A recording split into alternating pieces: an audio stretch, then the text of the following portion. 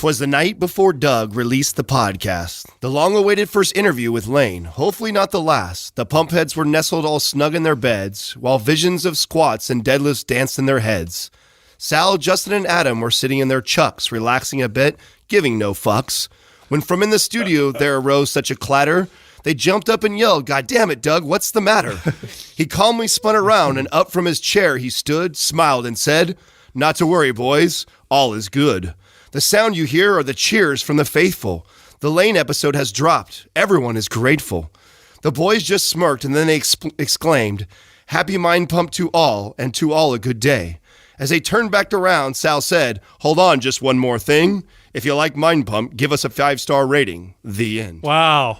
That's really, who did that? Justin Alcorn, dude. Oh, from the forum? That's amazing. I had to read that because it was so epic. That's brilliant. Yeah. Absolutely brilliant. I'm fucking Captures love the feeling.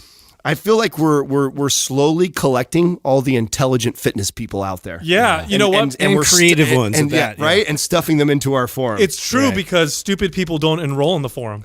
We have yet to see that. Yeah. Wow, that is a great Well, point. I'm just saying, if you've enrolled in the forum, you're smart. If you haven't, you might be smart, but you might be stupid. You know what I'm saying? Think about that.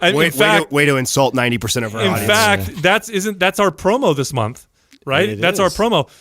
Probably the best thing that we offer all of our listeners is our private forum, because you have a collection of fitness professionals, scientists, doctors, lots of physique competitors, bodybuilders, bikini competitors, and of course me, Adam, and Justin are on there daily. We could just get into more specific detail. Let's be honest that way. It's just this amazing mini universe of awesome information, support, people posting videos of their form on squats with critique and nutrition questions and funny memes, and it's just a great little community. And this month, we are actually giving away that access for free. All you need to do is enroll in either the RGB bundle or the MAPS Super Bundle. So here's what they are.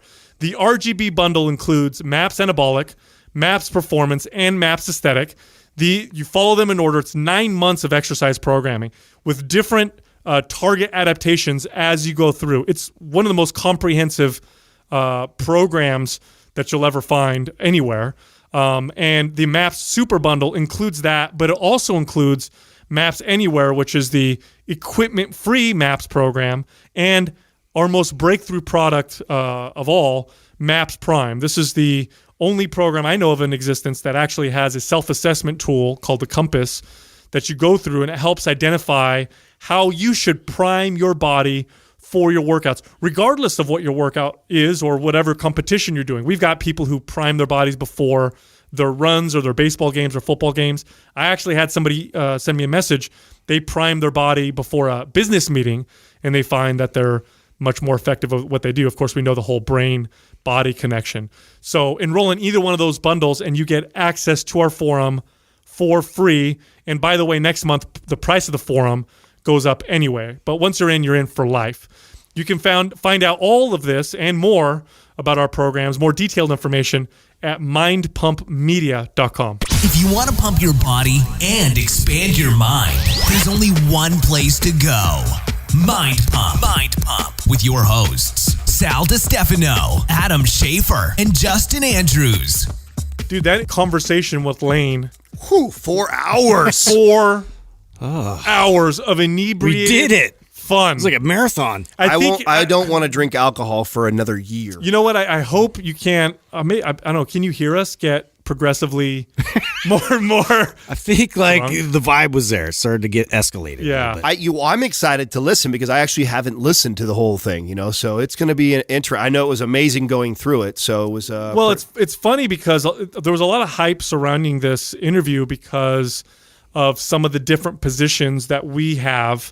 Versus Layne, and both sides are very passionate and outspoken and not afraid to talk about our positions. Like Layne is one of those guys that if he disagrees with you, he has no problem saying it, and he doesn't shy away from debate or discussion. Just one of the reasons why we like him so much. Well, I mean, the guy agreed to come on our show and talk to the three of us in our house. So much respect to the guy. We respect him anyway because a lot of the positions we do agree upon, and he does come across as having lots of integrity.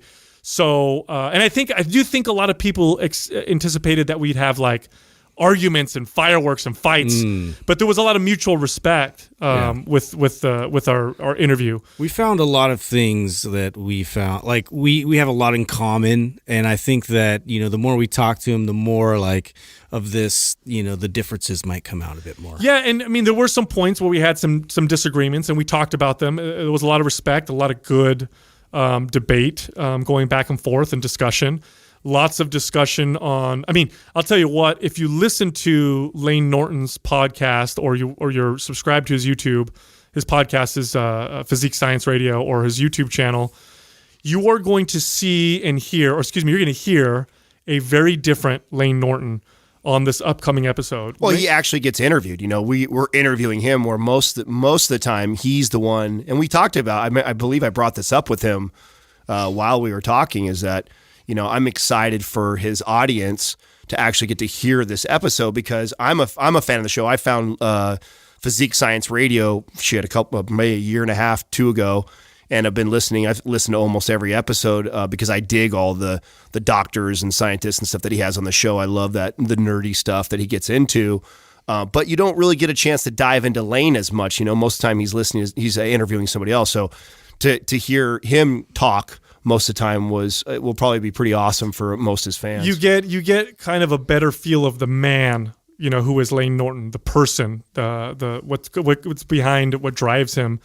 He also goes into some of the crazy online struggles, and that one guy, what's his name, Blaha or whatever, that whole feud that they had. He talks about that in detail and reveals some interesting information that you may not have heard of. So if you're into like the controversy of all that, you get some dirt that you might not have heard before. Yeah, once we got him drunk, he started name dropping a bit too. So.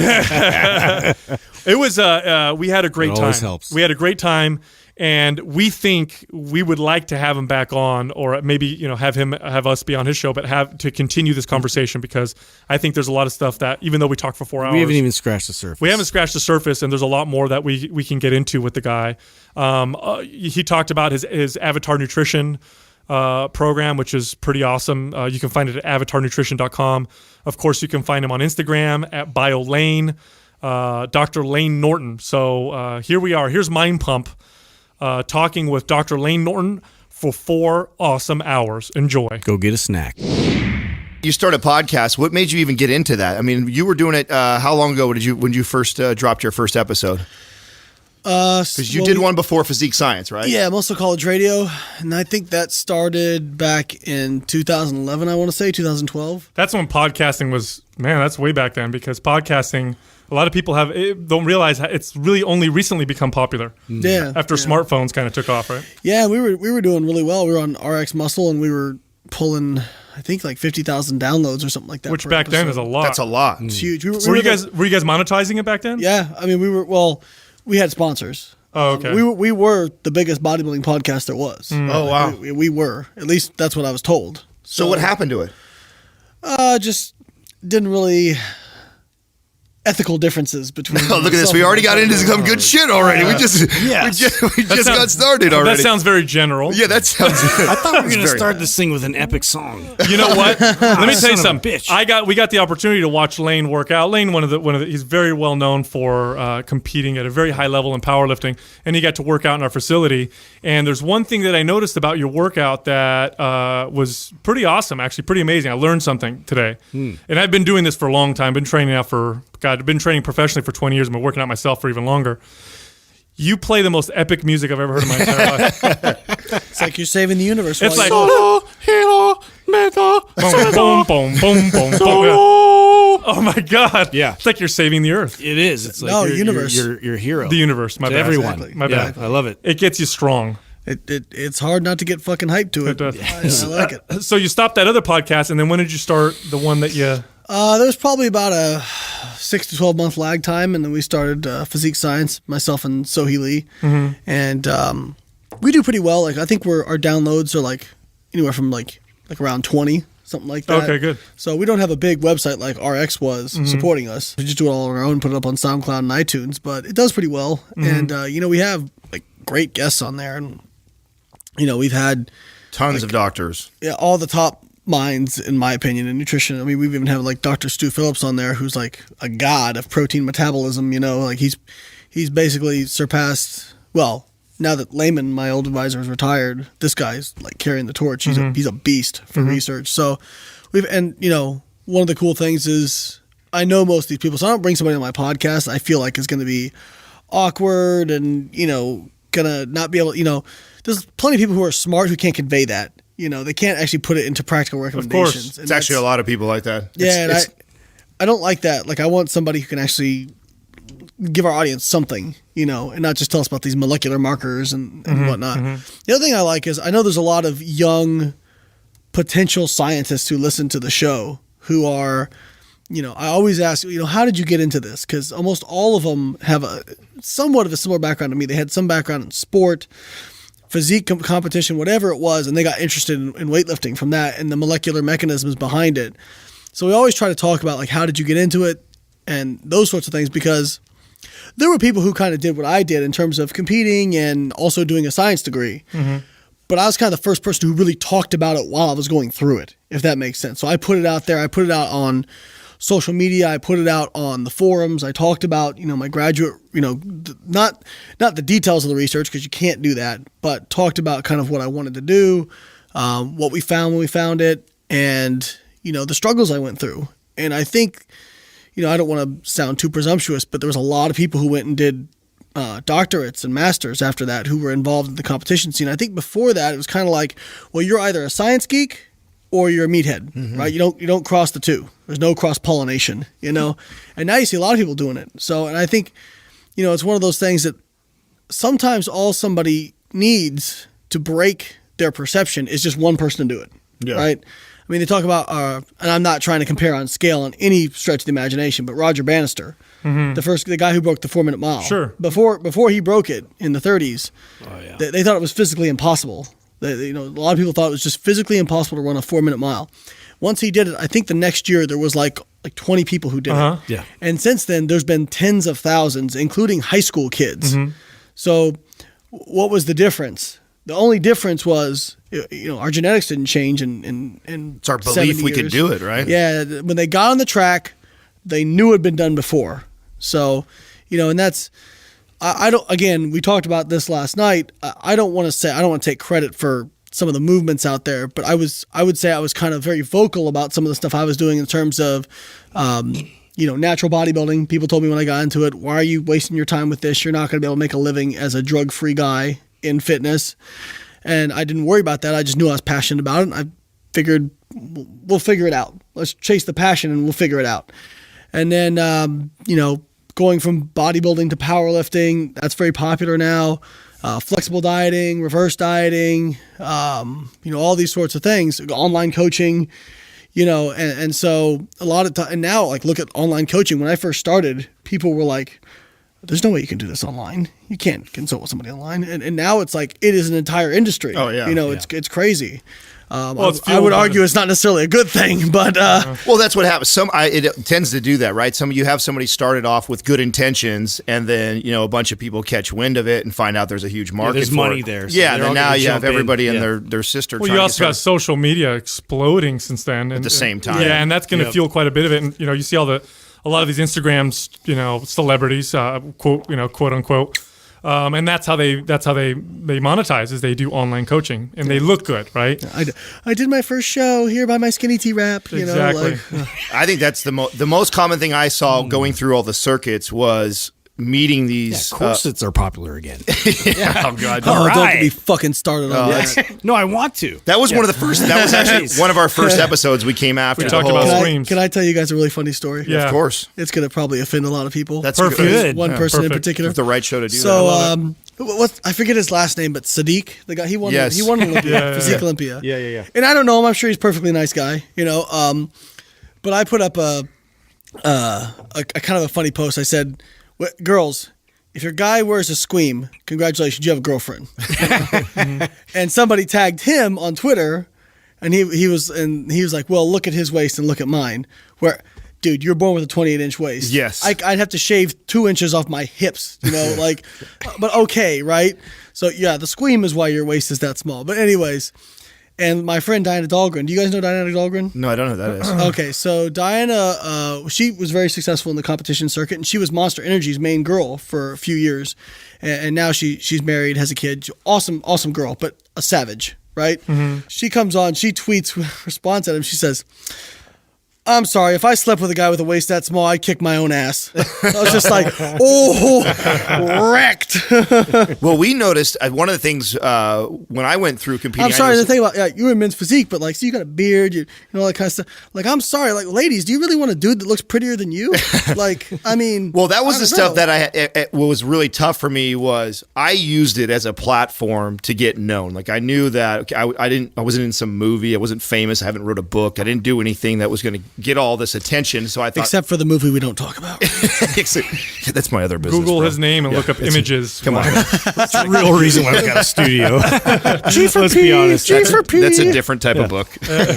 So, you know, I saw all these men's physique pros and bodybuilding guys and bikini girls, you know, getting all these contracts with companies, covers of magazines, giving out all this information. And I thought, oh my God, like, and then I got to meet them and I realized how little most of them knew. And I thought, wow, there's a huge opportunity here. And then when I was going through it, I thought, man, the hardest part about this for me is now I'm getting lumped into this category of people. So when people meet me, they're like, "Oh, you're a men's physique guy." You do men's bikini. Oh, and they want to and they want to talk about that shit. And I'm like, man, let me tell you, the part that I hated the most was the part that these guys, the stage present part, and I spent no time practicing. I'm so lucky that I made it to the level I did, and I purely did it off of my conditioning and symmetry because I was the worst on the stage, worst ever I never practiced because I couldn't take myself seriously in my fucking home, you know, practicing turns and putting my hand on my hip. And I'm like, this just doesn't feel right. I've seen the videos. You know, like, I just spent a few days out with Steve Cook. He's a client of mine. I've known him for years. He's good guy, really good guy. Yeah, Steve he is. And you know what's funny is, you know, you could argue he's the most successful men's physique competitor in history based on his following. Dude's got 1.4 million followers on Instagram. So I don't care what show you won. He's bigger than you. That's way more, you know what I mean? way more powerful. Way more powerful. So, but we were talking about it, you know, he was like, yeah, he's like, I don't dig the whole, like, he doesn't, you know, there's guys out there they're like moving their hands and stuff and they're shuffling and they're trying to make it. It's like, dude, it's a side pose. What are you like? What are you trying to turn it into? You know, like a break dance or what? Yeah, you know, I don't mind David that. Blaining their way through. It's magic. I don't mind a lot of that stuff. What bothers me is when they start to do and it's never been healthy, but when they go the route of like a squeam.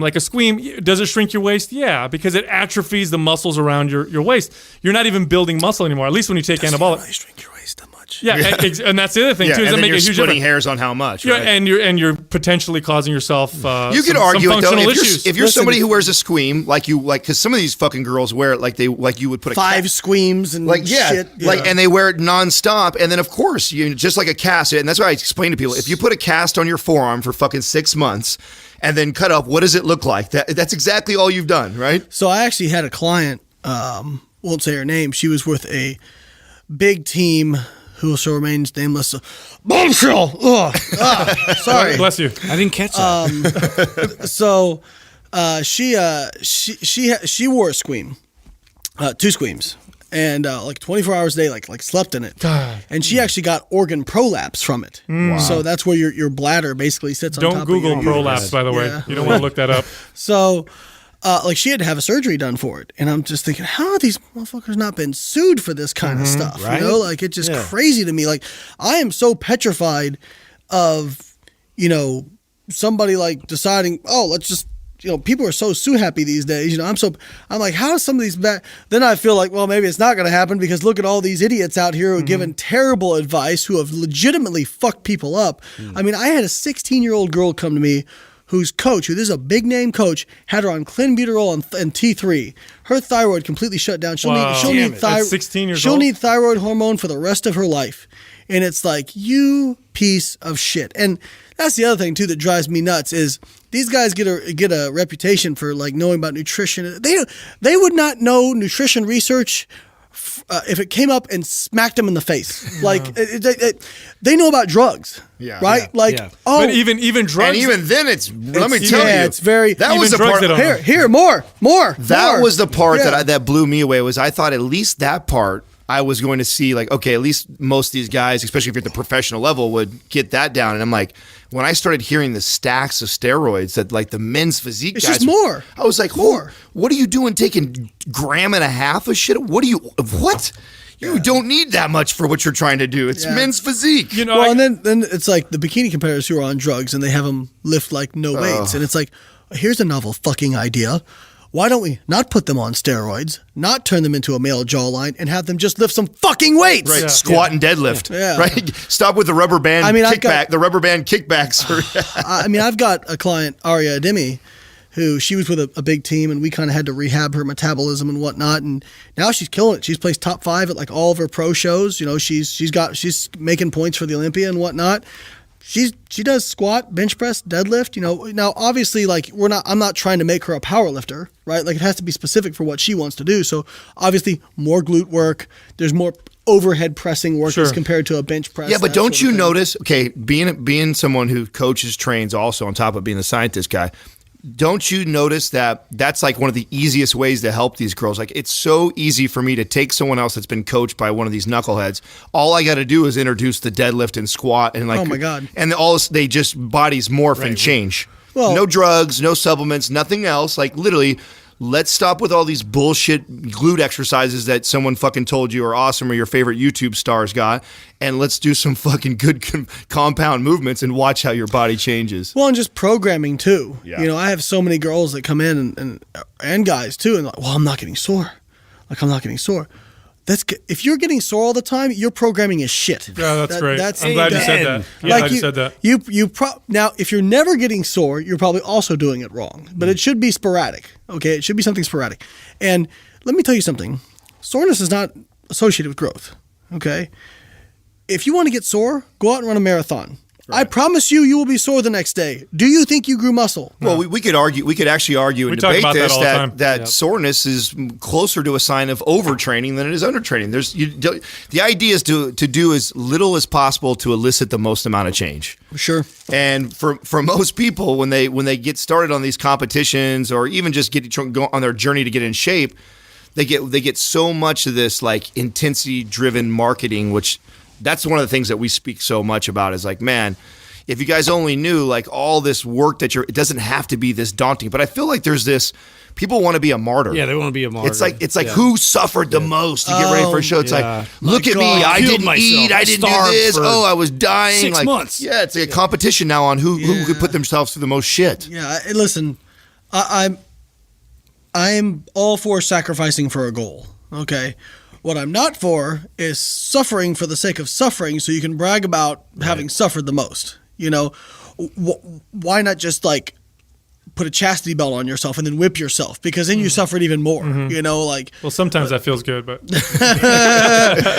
I'm totally into into the that. chastity belt. Right? So You know, we're talking a lot about some of the issues with the competing world, but obviously you got into it. You competed in it yourself. Mm-hmm. What initially attracted you to or brought you to working out? I mean, you know, why did you start lifting weights in the first place? Last night you had made a comment about growing up as a kid and, you know, how you got bullied, and you're probably a smart kid. And I know when we were kids, anytime you read a book, it wasn't cool. And it's a little more cool now, but when we were kids, it wasn't really.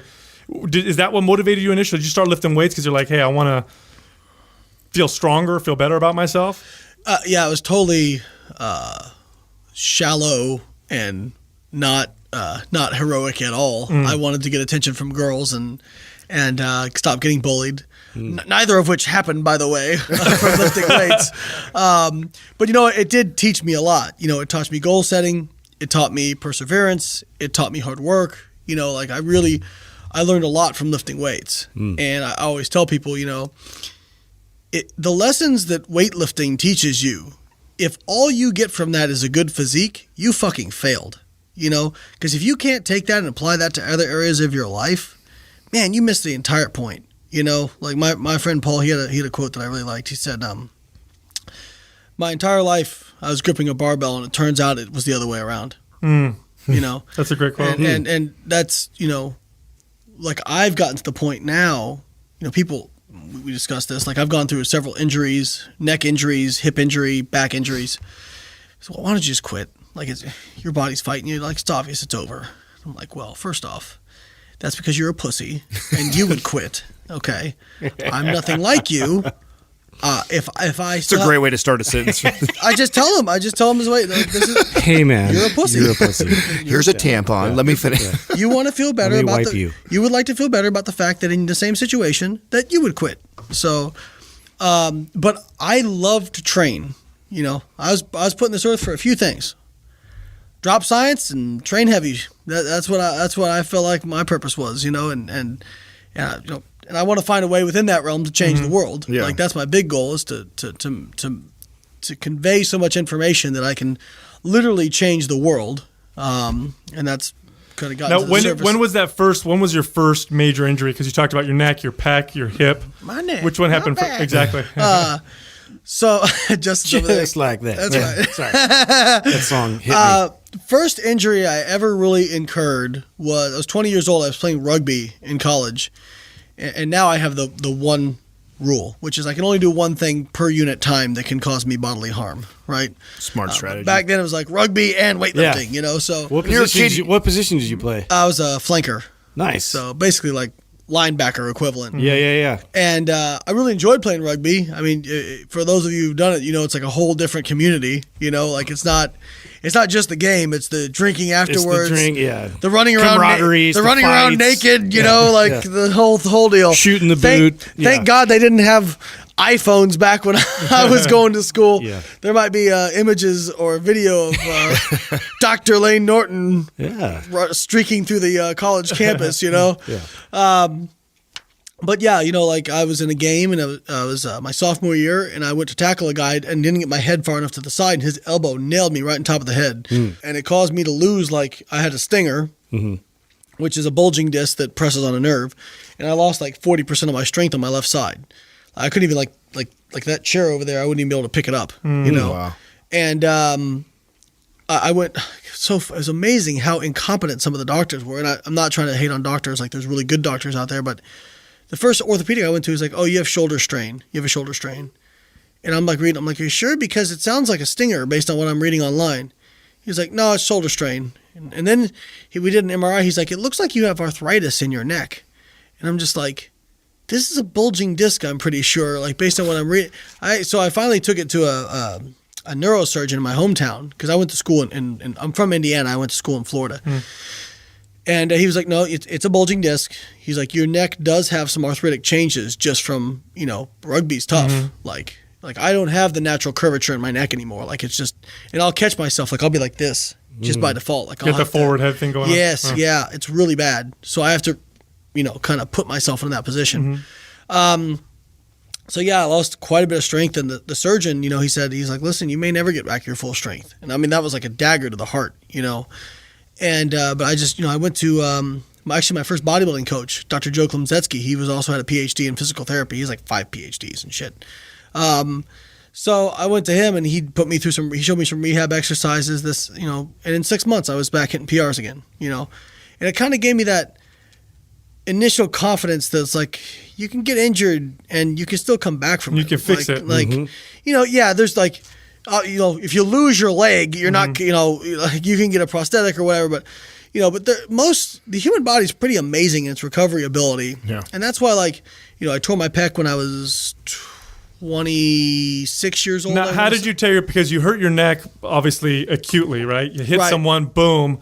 Was your pec tear, were you lifting a like super heavy amount of weight or was it Yes. just a routine? Okay. Yes. So So I again, was- you pushed it. I was just starting to get into powerlifting and I was doing a reverse band bench press. So, you know, the bands hang down from the rack and they were actually slightly behind me. And so when I started to press, the bar moved on me, you know, up and kind of, and I was doing stupid bodybuilding style with my arms flared out, you know, and, you know, I felt like, you know, like if you pull saran wrap and it finally gives way, that's what it felt like. You can feel it. Oh, I literally felt give it. I knew exactly what I did as soon as it happened, you know. It didn't have the auditory pop like some guys describe, but so I got up, we went to the ER, me and my wife, we were engaged at the time, and we get to the ER and they're messing with me and everything, and it's like, oh, I think you strained it. And I'm thinking, I don't know. But it was so swollen. You had the swelling and discoloration or just swelling? No discoloration whatsoever. like I woke up the next day and it wasn't, everybody who tears their pecs, there's discoloration. Yeah. So when I got up and I saw no discoloration, I was thinking, oh shit, maybe I just did strain it, And then 2 weeks went by, the swelling started to go down, and I could, there was definitely a deformity there. Oh, really? Absolutely. So I went in, got an MRI, all this kind of stuff, and it showed that it was torn at the muscle tendon junction. And I went in to see a guy named Dr. Michael Corcoran in Kankakee, Illinois, and thank goodness I got referred to this guy in particular. He was awesome. And he said, listen, surgery, this is going to be tricky. This is like trying to sew hamburger back together. This is very difficult because he's like, it says muscle tendon junction, but you're mostly in the muscle, And normally that's with harder. shit like that, they just leave it alone. Yeah, normally they don't mess Well, with it. that's they just hard. say fucking That can leave be it. harder because with a tendon, you can just staple staple it to the bone. Oh, that's and it comes back stronger. Very high like that. success rate. Yeah. Very high success rate with that kind of tear. Like bicep tears are almost always popped at the tendon. Mm-hmm. Bicep tear sucks, but they have a extremely high success rate. Right. Like it's over 90% with those surgeries. He told me this was 50-50. Oh. He's like this. He's like, we could do it, and you could sneeze and re-tear God, what's it. going through your mind when he's telling you some shit like that? Obviously, I was pretty gutted. Yeah. And how old are you at that time? I was 26. So it's about 9 years ago. Yeah, it would have been. yeah. Actually, right around this time, actually. Wow. I think it was like March 14th or something. No, like literally right around this time. It was in February. I'm trying to... It's like the what anniversary. day. Holy shit! Today was that day. It was mid-February. I'm gonna have a hamburger today. It was mid-February. I remember that because when I went to the Arnold, I hadn't had surgery on it yet. I think it was right around like March. No, That's it was coming up, huh? late February. Late February. So it might have been today. Who knows? So I decided to go through with the surgery for it because I thought, you know what? If it doesn't work, then I've got to do rehab, which I'm gonna have to do anyway now, right? I might as well give it a shot. Like worst that can happen is it doesn't work, and I'm no better off than I am. I'm no worse off than I am now, right? And at least I know I tried. And it was successful. It was successful. Very good. And went in and I was telling you guys a story. Like I came out of anesthesia, and my wife's there, and the nurse is there, and the nurse looks at me, and I just I almost grabbed her. I'm like, "How did it go?" Which, come to find out, I could form the words in my mind. I remember clearly what I was thinking, but when it came out, I was like, because of the morphine, You're hot. That's good stuff. Yeah. So, and she was. I just remember hearing it went really well, and I didn't hear anything after that. I just remember thinking in my mind, It's on. I'll be back, motherfuckers. Now, fast forward. Yeah. The next major, I guess, hiccup would be your hip. Next major. Or was there something else? I kind of battled through some back injuries in 2015. So I won USAPL Nationals in 2014 and qualified for the Arnold and qualified for the World team. What were your numbers when you did that? So at Nationals, I hit a 650 squat, a 391 bench, and a 683 deadlift. Holy shit. So That's easy. it's easy. So then, and my training for the Arnold was going really well. I mean, I was crushing weights. I hit 600 for 5 on squat. I hit 635 for 8 on deadlift. I was crushing shit, and I was on pace to squat like 677, 683, something like that. The world record at the time was 681. Now explain that. Do you, Or 661. because I have a lot of respect for how you program. I watch how you get ready for these competitions and the way you progressively overload. Can you kind of tell when you're going into a comp, like the weights that you're hitting 2-3 weeks out, like, oh, I'm coming. Just the way it feels. You can tell. Just the way it feels. Yeah. I mean, I was like 565 for 5s was just a joke. Like it felt easy, and usually that will, even though it's well under my 5 rep max, it will still feel like a heavy. grind still, right? I mean, No, I know I'm that a relatively slow squatter. If you've ever seen me squat, You're a grinder. I've had reps that were like 8 seconds concentric. Wow. You know what I mean? Wow. I don't give a. Things were going really well for the Arnold. Just absolutely crushing weights. I was thinking I might even total up in the high 1700s or low 1800s. Wow. And 1 week out, I was doing conservative maxing on squats. Basically, you go in, you hit a single at a weight you can do, and I was conservative maxing like 630, 640 on squats. Like I was just smoking them. Wow. And I got done with my squats, went over to do bench, and I could tell my lower back was a little bit tight. And I thought, well, that's weird. Like I didn't feel anything when I was squatting. So I benched and then I went and deadlifted. So you were handling the weight no problem. It wasn't like you were lifting. No, it I was fine. I was fine. I was tight. Went to go deadlift and was kind of thinking, well, maybe I shouldn't deadlift. I'm like, you know what? I'm weak out. I need to get this workout in. And it was a case again where the default to push too hard was the wrong move. But you know what? I might have had the same thing happen anyway. Who knows? Anyway, so I did 610 for like sets of 4 on deadlifts. And it was like my last hard workout before the Arnold. And I woke up the next morning, couldn't even hardly get up to the couch. Oh, wow. And this is like a week out from the Arnold. It hit you afterwards. Yeah. And I was like, oh, fuck. And I'm like, I'm a week out. I'm like, I'm not going to be able to compete, And so I rested, did a bunch of, mobility stuff and massage therapy. And who knows what actually worked or not. But I said, the meet was on Friday. Friday at the Arnold, and I think I went on Tuesday, and I was like, I'm going to go on Tuesday. I'm going to try and hit my openers. If I can't hit my openers, I'm going to pull out. Went in and they felt okay, and I was just like, all right, I guess we're going to give it a go, And like I said, my goal was to break the squat record because you can in the IPF it's not like these other fucking backyard powerlifting federations. If you want to set a world record, you have to do it at a world level meet with world judges. You cannot do it at a local or national meet. It has to be a world meet. And so the Arnold was a world level meet.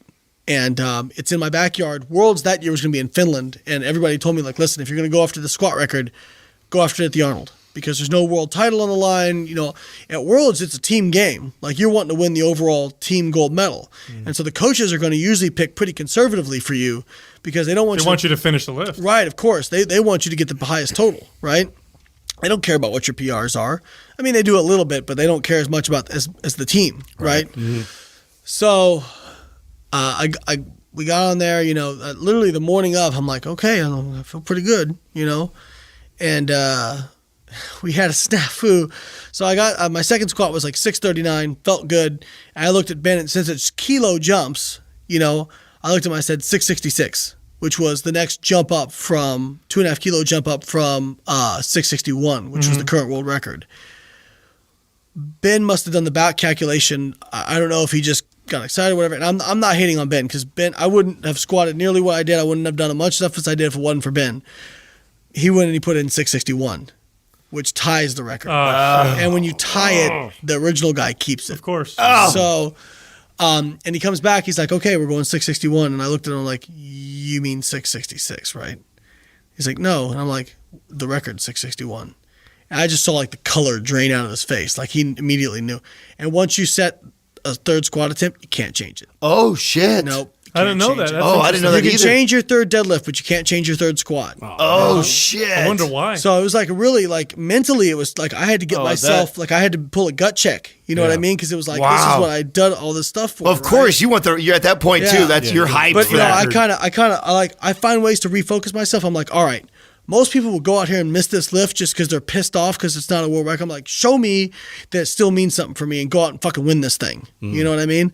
So I went out and I hit that 300 kilo squat, 661. And when I actually, unfortunately, that's where I messed my back up worse because I got kind of sideways on it. And it was a grind, but I would have had 662 because you can take a half kilo jump for a world record. Maybe it was a blessing, you know what I mean? So I think that's where I actually herniated my first disc in my back was on that lift because I woke up the next day and like it was actually really weird. It was like because I have a herniated disc between L2 L3, which is really high up for a squatter. It's usually L4 L5 is where you herniate discs. And hold on, where did you herniate? L2 L3. Oh yeah. So that I got kind of sideways on my squat coming up, and the next morning I felt like right around the L2 L3 area, like quite a bit of pain. And so then Worlds was about 14 or 15 weeks after that. And I kind of struggled on and off. Like I had to stop squatting for like 3 weeks somewhere in there. And I remember 4 weeks out, and this is something I've always tried to do is like be real with people. Like most people talk about the struggle and talk about the grind, but they don't actually show you it while they're going through it. they talk about after they've accomplished something, right? And I'm like, that's the safe way to go. That's such bullshit. Right. Like, I remember the first time I posted a video that where like I failed and I couldn't get the weight. Like everybody went bananas. Like, oh my god, I've never seen anybody do some shit like that. Yeah. before. Everybody posts their best. exactly what I'm I like, did. Yeah, you post. I like to show people like, yeah, some days I come in, I think I'm going to be able to do this, and it don't work out. So- this is what it looks like. So after 3 weeks of not squatting, like obviously squats didn't feel real great, you know, and I was just trying to get back in the groove. Well, I was presenting in Denmark. This is 1 month out from Worlds. I'm presenting in Denmark. Fly over there. I slept fine on the flight over, but unfortunately I woke up at like 1 p.m. Denmark time, and I needed to go to bed at like 10 p.m. because I had to be up at like 5 a.m. I didn't sleep that entire night, you know, and then I got up and gave a speech for 8 hours on my feet, and then I went and had to squat. Right? Oh my god. So I had, I was supposed to do 565 for doubles, and I was going okay, like it felt okay, you know, and then by the last set, I ran out of gas. I was supposed to do an AMRAP, and I failed on the first rep, and I had video of it. Now I went back and ended up getting a double. Like I didn't do any extra AMRAP or whatever. It was a fucking grind. And I really debated about like, because I called Ben. I'm like, dude, it's not going to happen. Like this is 100 pounds less than I'm supposed to squat at Worlds, and I fucking failed it. You know what I mean? I'm like, this thing just ain't going to happen. And he's like, listen, just you flew over, you had a bad day, you had a bad workout. We don't need to make that decision now, you know. And he was real supportive. Isabel was real supportive. You know, they got my back. They got me refocused. I was like, all right, we don't have to make the decision now, right? So let's just worry about the next workout, right? Just kind of refocused myself. But I posted that video up when it happened because I'm like, here's where I'm at. You know, I knew my competition would see it. I knew all these people would see it. And I'm like, you know what, though?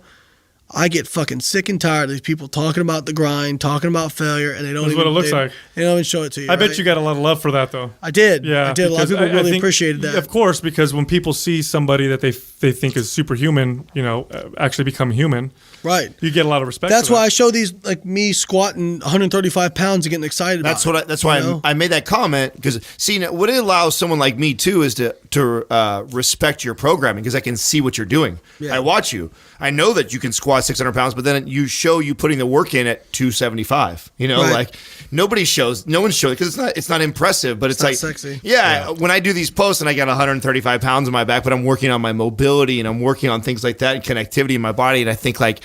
You know, I don't get a lot of views on it because it's not cool. It's not a PR. It's not nothing impressive. It's like, yeah, but people need to understand the importance. I would the argue. process. I would argue it builds your brand even better. It's just not going to be as exciting right off the bat. Right, and I like squats didn't start feeling good before Worlds until a week out. You know, and I remember a week out from Worlds, Ben said, "I'm going to come to the gym with you," because he was living in Tampa at the time. He's like, "Let's work up to a conservative max." I had no idea what it was going to be. So my first attempt, I did 605, and he's like, "Okay, let's go to 640." I'm like, "Oh shit, that's pretty heavy weight for a gym lift," you know. Because on competition day, I mean, I one of the best compliments I ever got was from Matt Gary and Mike Zordos, and they were like, these guys are well involved in USAPL. They're like you have a lot of mental edge on a lot of guys because they know if you're showing up on meet day, they're not going to get B+ Layne Norton. They're going to get A+ Layne Norton, and you're going to come out and hit your lifts, and they're going to have to deal with it. And so 640, took it for a second attempt and hit it. And I remember standing up and being like, "Game on, motherfuckers!" You know. So went to Worlds in Finland. You know, got there, and I'm warming up, and usually like it's funny because I'm like 4 inches taller than everybody else in my weight class. You know, like I got the longest legs, the skinniest legs of everybody in my weight class. And I'm thinking, man, if I was a hustler, I'd be like going around taking bets. Hey, I'm going to squat more than anybody here. You know what I mean? So, you know, Worlds, they give medals for the overall and they give medals for individual lifts. So I knew I had a good chance to gold medal in squat. And first attempt, 606, felt great. Second attempt, 634, felt good. So for our final attempt, the world record at the time, 661. And you can chip it, which is 662, right? And I go back and I look, and Ben's put up 668. And I'm like, dude, you realize that if I miss this. Not again. If I miss this, I won't even get a bronze medal for the squat. And he looks at me and he goes, "You're not going to miss this today." And Ben is the kind of guy, I know he will not put a weight on the bar I can't do. So I was just like, all right, let's do it. went out, squatted it. It was the best feeling I've ever. God, talk about the adrenaline Dude, going into that, bro. I actually remember my fishing buddy Will Grazione. He's another coach. He's a great guy, good friend of mine. And we were going out one day to fish, and I'd been dealing with back injuries and everything. This is like 6 weeks out from Worlds, and we're talking about everything, and he said something to me that really stuck with me. He goes, man, you come this far, finish the mission. So I'm like walking to the bar, I'm like, finish the mission, like I yell goofy shit at myself, because I'm just fired up. But yeah, you want to talk about like it's cool because at Worlds, it's very, I want to say, a sanitized process. So there's actually a tunnel where when the person in front of you is lifting, you're sitting back in this tunnel, and you got your coach back there, and there's a handler. Okay, so this handler is going to tell you when the bar is loaded. When he says bar is loaded, the clock starts. You got 60 seconds. Okay, and within 60 seconds, you have to get the squat command.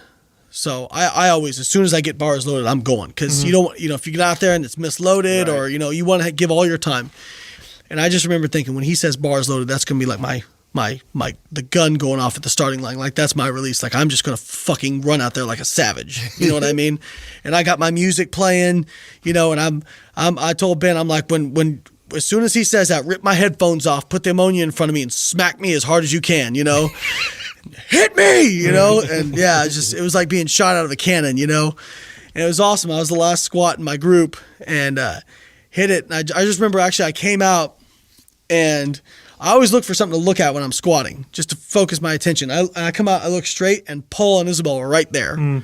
And I'm just looking at it, and I can hear Paul, like, as I'm coming, I was like, yeah, you got that shit, you got that, and like turning around and waiting for those lights, being like the longest second and a half of my life, and getting 3 white lights, and fucking, it was awesome. Now it's been broken since then, but man, to do it at that kind of meet, at that, like, under the circumstances, the IOC, the Olympic Committee, was there at the meet because they're considering powerlifting for the Olympics. It's provisionally in the World Games. Awesome.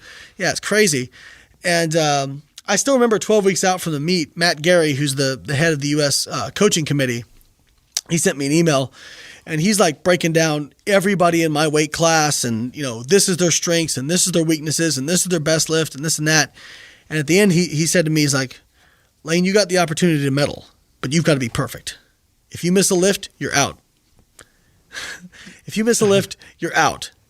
And then it said, train like your life depends on it. I was like, oh shit, don't tell me that. Don't tell me pressure. that. Like, no, like I love pressure. Like, I love you're thriving it. You're a very intense individual. Even talking to you last night. Well, even talking to you last night, you're pretty calm, dude. You seem to revel in those types of challenges where people say to you, well, you embrace it. Yeah, you know what I'm saying? It looks like you embrace it and excites you. Let me ask you this question, because I can guarantee you some people listening right now are thinking to themselves, good. Yeah, I know. They're thinking to themselves right now, do you think that attitude contributed maybe to types of training that may have pushed you to injuries? Oh, sure. Now let me ask you this. Have you changed anything? It's or looking back, have you changed your approach? Because you're also very analytical, obviously. Yeah. Right.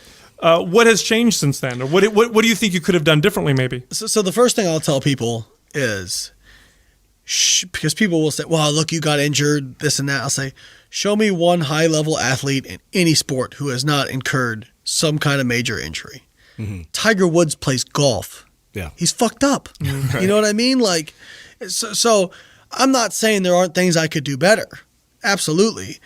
But if you're going to compete on that, if you don't ever get injured lifting weights, you're probably lifting like a pussy. Well, you got to think your priorities are different. And I tell this to people all the time. When your priorities are to another pound, and you're trying to set records, or you're pushing yourself. You're always going to walk that borderline. Of course, because your goal isn't to be the most mobile person in the world right now. And if that was your goal, you probably wouldn't be setting PRs. And people just got to understand that it's where your priorities are. But I think the idea for us as we continue to go through, because is learning from that and then trying to meld the two of them together. I think that's where Sal's going, right? It's like, looking back, how have you grown from that, and like what are things that you've implemented? Yeah, because you're not done competing. You still want to be in that world. So your approach has changed, right? So like I've put a lot more emphasis on mobility, rehab work, core work, planking, all those sorts of things to to try to glute work. You know, Now, these are areas that because you spoke very highly of your physical therapist. These are areas that your physical therapist has identified. yes.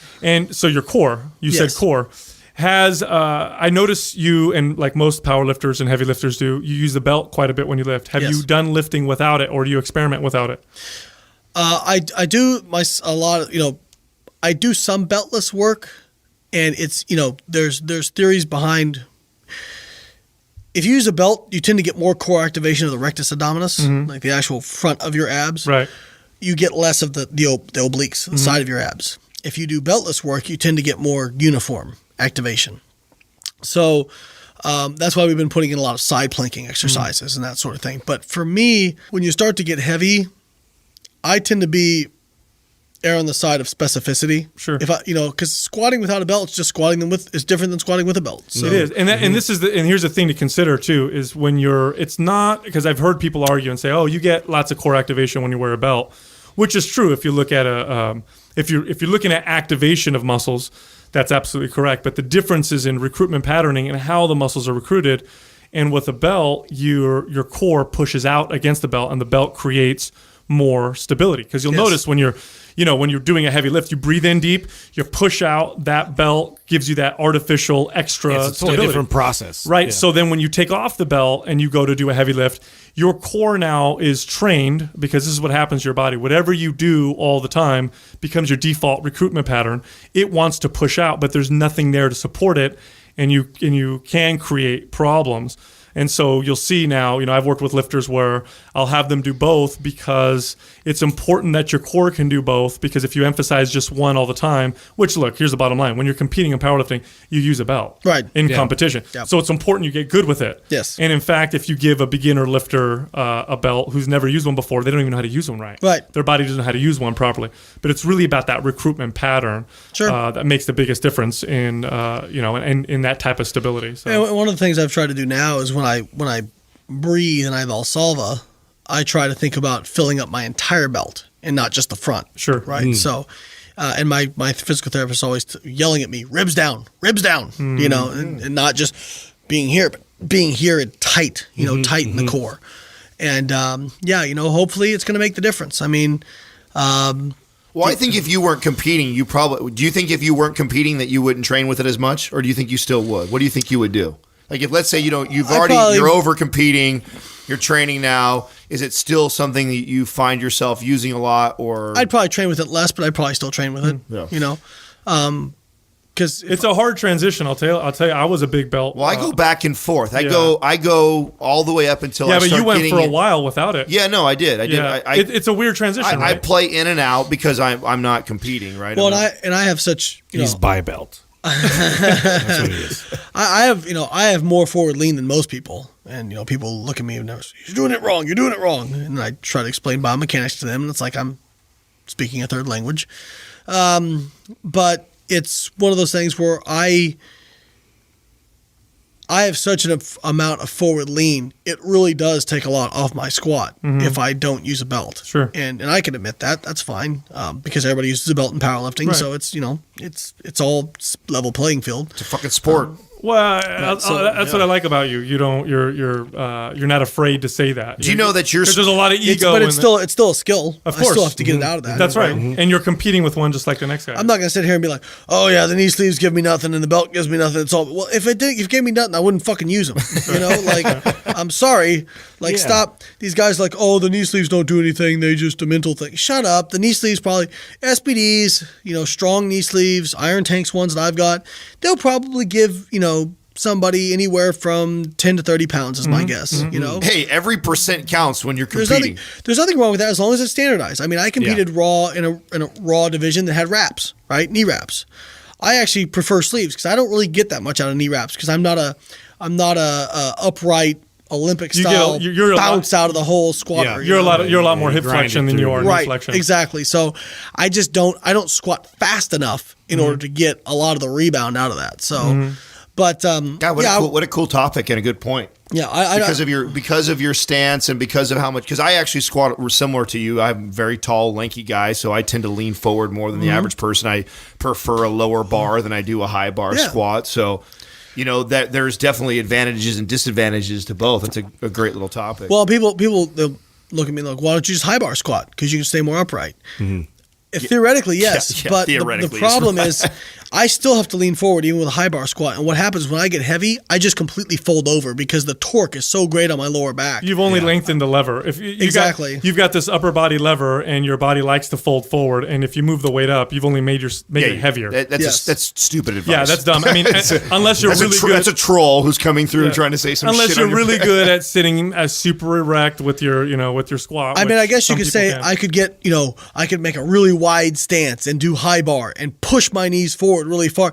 But now I'm creating other problems. Yeah. You know what I mean? Now you're Like- tearing your balls out of your balls. Yeah, exactly. You gotta be careful with that. there's- I've seen that happen. So, I'm instead of, I actually hurt my back more when I was trying to fight what my body naturally wanted to do, Now, listen, I hurt my back, but okay, how long have I been lifting weights?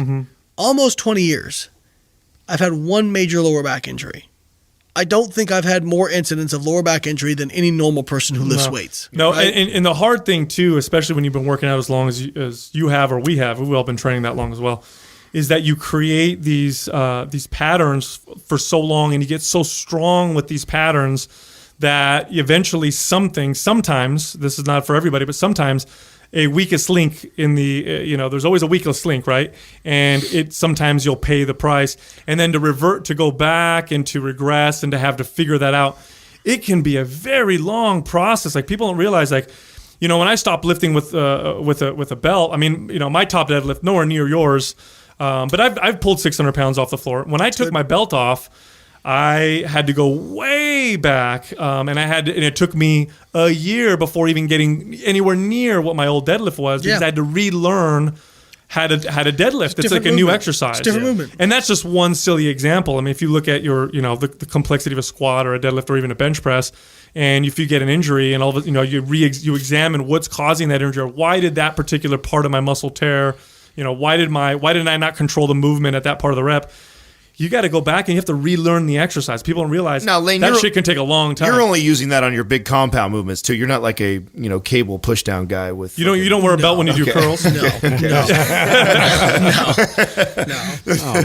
don't use the little. It's not a fashion I don't use statement. the little fucking Vallejo belt with the little thin thing in front, where that says IFBB Pro on the back. It says beast on the back. Yeah, we actually had beast mode. We actually had this guy that worked out one of our gyms, and he wore a belt that said beast on the back. Fucking hate people talking about beast. He'd walk in. We'd get on the intercom and we'd just go beast real loud. So powerlifting. The thing about powerlifting is it is a. I'm going to say pure sport, and some people are going to debate that because, of course, you have all the different rules and regulations. But what I mean by pure is you either lift the weight or you don't. Right. But you also compete in bodybuilding, which is not pure. This is a completely judged. Great question. Subjective. Yeah, compare the two. Like, how different is that?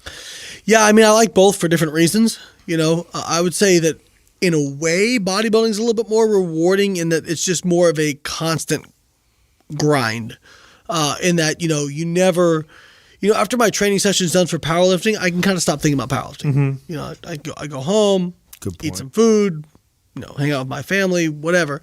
Whereas in bodybuilding, it's like when you're prepping for a show, everybody gets prep brain at some point. Even if you do it right, even if you give yourself enough time, even if you do flexible dieting, whatever, at some point it basically dominates your life. It does happen. It's a very selfish, obsessive sport. It is. And any sport is. But it's just one of those things that, I think I have like PTSD from competing. And that, like, not to minimize PTSD, I'm making a joke, but like 6 months after I'm done competing, if you said the word diet to me, I'm like, oh God. Like, I didn't like that. So I liked it in that, if it's hard, that's what makes it worth doing. You feel proud of yourself afterwards.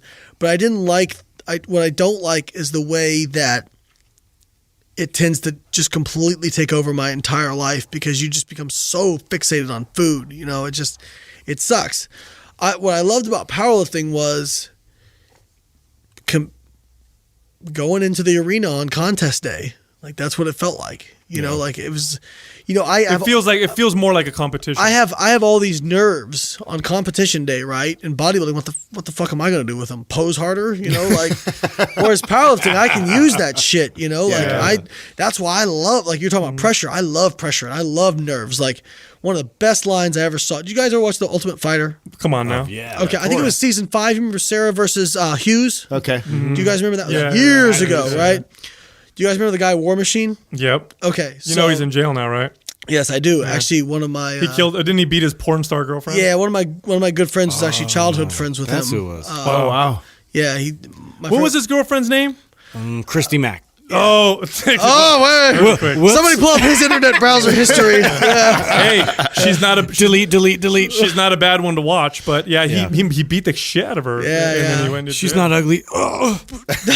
But there is a great line. So this guy, who's John Copenhaver, is what he was known as at the time, and he's just like sitting over a bucket before his fight, like physically getting sick, you know, like because he's so nervous. And he sit there, and Matt Serra is his coach. And he's still going, I hate this. I can't do this anymore. I hate feeling like this. I hate feeling like this.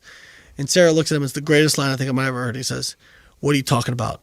That's the feeling of being alive. Yeah. Like you care about something so much, it's causing you to feel physically ill. He's like, most people never get that. That's they true. don't care about anything that much. That's the man in the arena, right? Man in the one of my favorite quotes of course. all time. What are your thoughts on what we're finding out about the brain and the stomach being connected together? What do you think about all that? That's crazy to me. And we've always said things in the past, like you've heard people say, "Oh, I feel it in my gut," you know. And now we're starting to see that there's a major connection going on. God, they just didn't. Was it like 2 years ago? They just discovered the God with the lymphatic system connects directly to the brain. Everything connects. Which is hilarious because if you went anatomy books before that, it ended, you know, and up at the neck, I think. Look at adipose tissue. We used to think adipose tissue was just literally like a sponge, like a storage unit. And now we know it sends out adipokines. It talks to other tissues. It fits every definition of an organ. So does skeletal muscle, by the way. You know, we used to just think that these were kind of inert things. And it was like the liver and the gut and the heart were driving everything, and the brain, you know, and they were driving everything. And now They all talk to each other. The peripheral tissues all talk to the peripheral tissues talk to each other. You know, adipose tissue, very, very communicative to other tissues, you know, especially like look at things like leptin and adiponectin. They're finding now kids, young girls now are going through puberty at younger ages just because they're fatter. People don't realize that the extra adipose tissue is pushing them into puberty at earlier ages. Well, leptin interacts with the hypothalamus, and the hypothalamus is really involved with sex hormones and those sorts of things. So I'm not saying there's a direct connection, but there is that kind of interloop between the two. It's very interesting, and I wasn't that long ago where I found out, and I don't know how long they knew this for, but majority of serotonin produced in your body is produced by the bacteria in your gut. There's a tremendous amount of serotonin produced by the bacteria that is in your gut, which is crazy because obviously we've known forever intuitively, you fall in love, you get nervous, you get depressed. Where do you feel it? You feel it in your stomach. You know what I mean? You feel it all in your stomach. And the funny thing is, had you said this to a doctor or a scientist 10 years ago, they would have laughed at you. They would have said you were absolutely crazy. And now we're discovering that's. I mean, there's. I think the serotonin receptor density in the gut is second only to the brain. Yeah. You know. So I mean, and definitely like it's. We know so little about the gut. You know, there's more species of bacteria in the gut. I believe I could be wrong, but I believe that the statistic is there's more species of bacteria in your gut than there are animal species on the entire planet. You are actually more bacteria cells walking around right now than you are human cells. That's a fact. And there's debate as to what the ratio is. Some people say 3-1, some people say 10-1. But you literally are more bacteria than human. Yeah, it's pretty wild. It's pretty fucking we crazy. don't, you know, we know that it makes a difference, but we don't, you know, people say, well, should I take a probiotic? Should I take this? The thing is, we don't know how it affects it or if it makes it better or worse. Like, I've seen people who take probiotic anecdotally and they actually get worse GI issues. Yeah, you know? yeah. What you need to consider is the overgrowth of bacteria, regardless of what the bacteria is, can be a problem. And so what people will do with probiotics is they'll take them. Well, it's like everything. Why do we always have to go to the extreme? We learn a little bit of science, like, hey, this might help a little bit. Then There's someone's your got to little go, oh, I'm going to take this as much as I possibly can to see if it helps me out. We got what you like, He's Layne. cracking open We did our homework. We took care of low-calorie monster. We took care of our boy. He's got Amstel Light hooked up. We got his monster drinks. After you're done, you can have a little bit of the vape off the volcano there. You said you've never had marijuana in your entire life? Never in my entire life. You know marijuana fights. Did you know that the cannabinoids fight cancer? I haven't actually looked into it, but yes, There's some anti-cancer properties. Right. So it'll go good with your monster. So Boom. That was beautiful. Had to throw a little that was flag. beautiful, not right? the aspartame monster. So no, I mean, Don't worry, cannabis takes care of listen, that. I'm a libertarian, so I think that people should be able to, smoke weed, do whatever they want. We connected very strongly. Well, on that's that. why we That all was right away we fantastic. liked each other. As soon as that came out, we're like, oh god, okay. Yeah. How can we not like each Yeah, other? we like people being able to do whatever the fuck they want.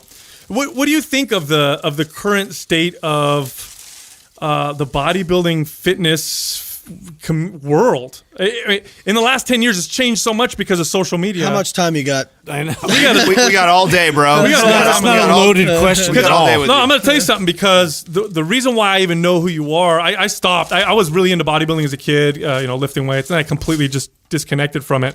But I knew who you were because you were like somebody that kind of was being smart about it. You were talking about science and why. One of the first things I think I heard you say was how you don't need to eat the insane amounts of protein that some of these bodybuilders were talking about. Yeah. The 2 grams per pound of bodybuilding. Stupid. Yeah. And I remember reading that, and then you obviously you backed it up with science and studies, and then I did my own research, and I was like, holy fuck, this guy's right, and he's pretty muscular and he works out, and he's pretty strong. I think I'm gonna listen to this guy. And he's hot. Yeah. See if I can get his number. I have a poster of you above my bed. So, but here, listening to all that, or seeing all that, like you must drive you crazy, because I don't know, man. It feels like it's going backwards in some ways. Well, you know what I mean? We do have, an evidence-based movement, which is nice. Back when I was first starting on this, there was no evidence-based movement. It was just whatever the bro in the gym said, who was big dude, Mm-hmm. I think Neil deGrasse Tyson said this, and I really think it sums it up nicely. And it's the fundamental job of any scientist is to question even the most basic beliefs that we hold true, right? So not just accept something, because guess what? Like people, when I bring up something, they say, "Well, this is the way it's always." You know what? 1,000 years ago, people were like, "Yeah, the world's fucking flat," because it is, because we said so. And by the way, the Earth is the center of the universe. And it took somebody. We all know it's Adam. And it took Galileo, and literally standing in front of I think the church, and then They put him in house arrest, didn't they? making him recant his findings. And then I think the story is like he recanted to save his life, literally, because they were going to kill him, because heaven forbid we advance. And he, under his breath, said, "And still it turns." Well, it's. I hate to say this. This is so cliche, right? But history repeats itself. Fucking does. There's Especially a flat this day. Earth movement right now. Yes, there is. On YouTube and all. Oh, wait. What So in the fuck? Wait. So there's the flat Earth movement. Literally posted this. Okay, and this just shows Now, are they how- real or are they Yeah, trolls? it's real. I've It's seen it. but fucking I real. feel like it they're can't be that trolling stupid. all Wait. I've got the greatest. This is the greatest line in the history of the internet. Fucking internet remembers. It's the Flat Earth Society posted, and if you don't get this within 10 seconds of me saying it, go back to school. The Flat Earth Society has members all around the globe. Oh my god! Drop fucking mic. Oh my god! It's like I don't even need to say anything. Why isn't the moon flat? Holy Damn it. shit! It's a flat disc. What I was saying about history repeating itself is the holders of information. People don't realize how much power is in information. Information truly is power. For all of human history, if you look at the people who had the information and conveyed it, they were the ones in power. It was the church, and then it was aristocrats and government and media. And now that we have the internet and the ability to share information, I mean, in the past, look, I tell you what, we're recording a podcast right now. We do YouTube videos. 15 years ago, that didn't exist. If I wanted to spread my message, I would need $500,000 worth of production equipment. Yep. I would need somebody to sign me. I'd need a major, production to be able to do this. I'd have to be on a major network. Now I could make a YouTube video and it might reach 20 million people, and it scares the shit out of the holders of information. And I ask you this because you are a scientist. Who are the holders of information now, and who's getting scared now? That's a loaded question. Yeah, it's a very loaded question because we talked yesterday, and you don't have to go into detail. Obviously, we talked off the mic yesterday, but you've seen some unethical shit happen in the field of science, and these are the holders of information today. Yeah. Yes. Yeah. How much of that would you say, in your experience? Okay, I know this is, I gotta pee really bad. I'll be right back. In your experience, how much, like percentage wise, do you think is fucking bad and corrupt? I probably had a better experience than most people because I went to the University of Illinois, ILLINI, which is a really highly regarded research institute, and I worked under a great advisor. Not good, not okay, fucking great. Dr. Don Layman. I didn't realize how great he was until I had left and had some time on my own and seen what some other people went through. I didn't really see any of it there. It was very rigorous. Like we had so much oversight. So it's like he taught you the right way, and then you went out in the real world and saw how it went down. There was a statistic out there that something like 30 to 40% of are not fabricated, but the data is doctored with in some way. Yeah, biased. How about we just say that, right? 40%? Oh, well, no. 100% of research is biased. 100%. Well, everybody has their bias. Yeah. I have my own bias. Well, you have to get funding. Yeah. Well, not even that. Like we all have our own thoughts. Like I have my own thoughts about stuff. Fair enough. But I always say is I care more about getting the right answer than I do about being right.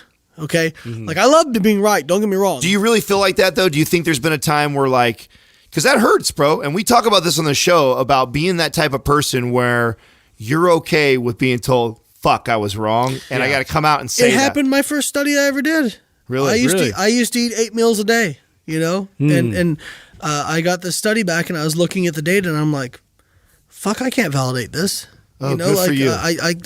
So I tried starting to eat 4 to 5 meals a day and it worked. It was better. Like it was a little bit better, in terms of it fit my lifestyle better. I didn't feel like I needed to leave the house with a fucking cooler, and seemed to get a little bit leaner, but still retain the same amount of muscle mass. And it seemed to work a little bit better. Did you come out and talk about this ever? Absolutely. You have. Absolutely. You just missed a really good one, Sal. Yeah, you talk about eating 8 meals a day. We talked about, he was mentioning, about wanting to do research for the greater good and being okay with being wrong, and I said, that's a really tough thing to do is to admit when you're wrong. And we talk a lot about that on the show where, there's not enough fitness people that come just forward. Like you guys will do with IFYM.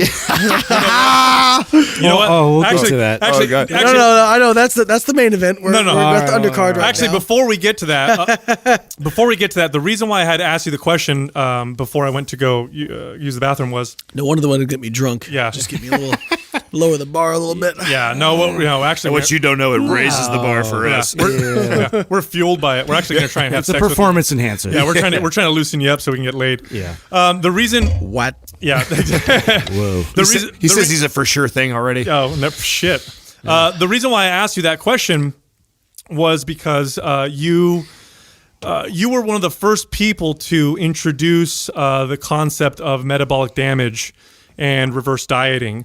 And we had a great conversation about this yesterday because it still is yet to be a recognized phenomena or term, and we know what adaptive thermogenesis is. Sure, but they only give a little bit of credit to it, right? They'll say it's what 10% or 15% of the number. Yeah. But you've seen firsthand. Well, we all have because we've all been doing this for fucking 10 plus years, 15 plus years. Yeah, like how do you deal with that? Because you're on both sides of that, right? Like you're also the scientist who. You want to see the evidence, but you're also on the other side of it saying, wait a minute, I'm seeing some shit going on right now that is just doesn't make any fucking sense. You were telling us about some of the competitors you've trained where they come see you and they're eating 1,000 calories a day, doing 2 hours of cardio every single day. Yeah. And doesn't make any sense. It makes no sense. Yeah, I mean, what do you do with it? How do you deal with that? Well, I thought it was interesting that when I talked about reverse dieting, metabolic adaptation, I never tried to oversell it. It was never, this is the magic solution to all your problems. It was, You were careful, of it course. was, this is what I've observed. Here's some science that seems to, anticellularly, God, that's the wrong word. I don't even think that's a word. Yeah. It's okay. I make them up all the time. You know why You just got to say it faster. you're sitting in Adam's chair. That's the big joke on this show is I talk so fast I just make a word up. A word for you. I'm searching for. But anyway, If you say it confidently, it doesn't matter. there was data kind of surrounding it, but no direct data, right? So I talked about that, and I try to never oversell it. I said this is a tool that I think some people can use, and if you want to use it, great. If not, it's whatever, And it's weird. I'm like, here I am. I've been doing coaching for 12 years now. I worked with over 1,500 people. Did a PhD in nutritional science. I feel like if anybody has right to take a little bit of leeway and make maybe a little bit of a leap, it would be me, but people came out and, PubMed is great. I love PubMed. It's great. Fantastic resource. Information you can find it, but we have these PubMed warriors who, if you can't give them a PubMed study for it, it must not exist, right? Yeah. And it's like, you know what? Guess what? When Isaac Newton saw the apple fall from the tree, there wasn't a fucking PubMed study to back it up. You know what I mean? You're 100% right, because observation and anecdote many times is what drives inspiration for research. It's what drives the science. And I'll tell you what, when I was a kid, when I had a cough, my mom would give me honey. Okay, because honey helped the cough. Now, the way my mom explained it was it coats your throat and it helps prevent you coughing. Of course, I grew up, I got a little older. I'm a teenager, go to the doctor. I tell the doctor about it. The doctor laughs at me. That's ridiculous. Honey doesn't do that. That's an old wives' tale. We now know that there's something in honey that actually suppresses some of the something in the brain that actually causes the cough reflex. So it actually does help with coughing. But they laughed at it before, and here's what bothers me about that. And this is why I think you have different theories and philosophies that have merit, and many times they don't blend together because there's some truth in a little bit of everything a lot of times. And the problem with this is people get dogmatic, and the scientific community can also become quite dogmatic, and they're not infallible. And you were talking about this yesterday. You were talking about some of the shit that you've seen with studies where you're like, that is not a study that can be trusted, but yet it'll get published. Yeah. Well, I mean, we do have. Fortunately, science is usually pretty good in that other researchers are going to see that study get published and go, "What the fuck?" Yeah, and you got to see if it's duplicatable. Exactly. Definitely. And one of the proudest moments of my entire PhD research was seeing it get. Mine was done in rats, which of course all the fucking bodybuilders go, I was in rats. It doesn't matter. Unless you show guess a bill. what, motherfucker? We can't do it on There's fucking... there's a reason we do it in rats. You know what? Because humans suck as test subject. And in particular, bodybuilders suck as test subjects. Let me tell you why. Because all the drugs and other shit. Why did you do it in IFBB Pros? And why did you do it in Because we don't know what's working with them. Is it the growth hormone? Is I it the will testosterone? tell you exactly why we don't do it in bodybuilders. Because bodybuilders are idiots as a whole, and assholes, and impossible to work with as research subjects. And let me tell you why. They already think they know more than the fucking researchers. Okay? If we're going to do a study on high protein versus low protein, and we tell you you're in the low protein, or you're going to know you're in the low protein group if you're a bodybuilder, even if we don't tell you, even if you're blinded. You can't really be blinded. They're going to drop out of the fucking study. I'm not eating no fucking low protein. They're not going to. So, you know what? Rats are going to do what the fuck I tell them to do. Okay? So, now, obviously, we would love to have it validated in humans. Sure. Absolutely. But rats are a good model for protein metabolism. Well, one of the proudest moments was seeing a lot of my research get validated by Stu Phillips' lab. They kind of did similar research in humans and found very similar things.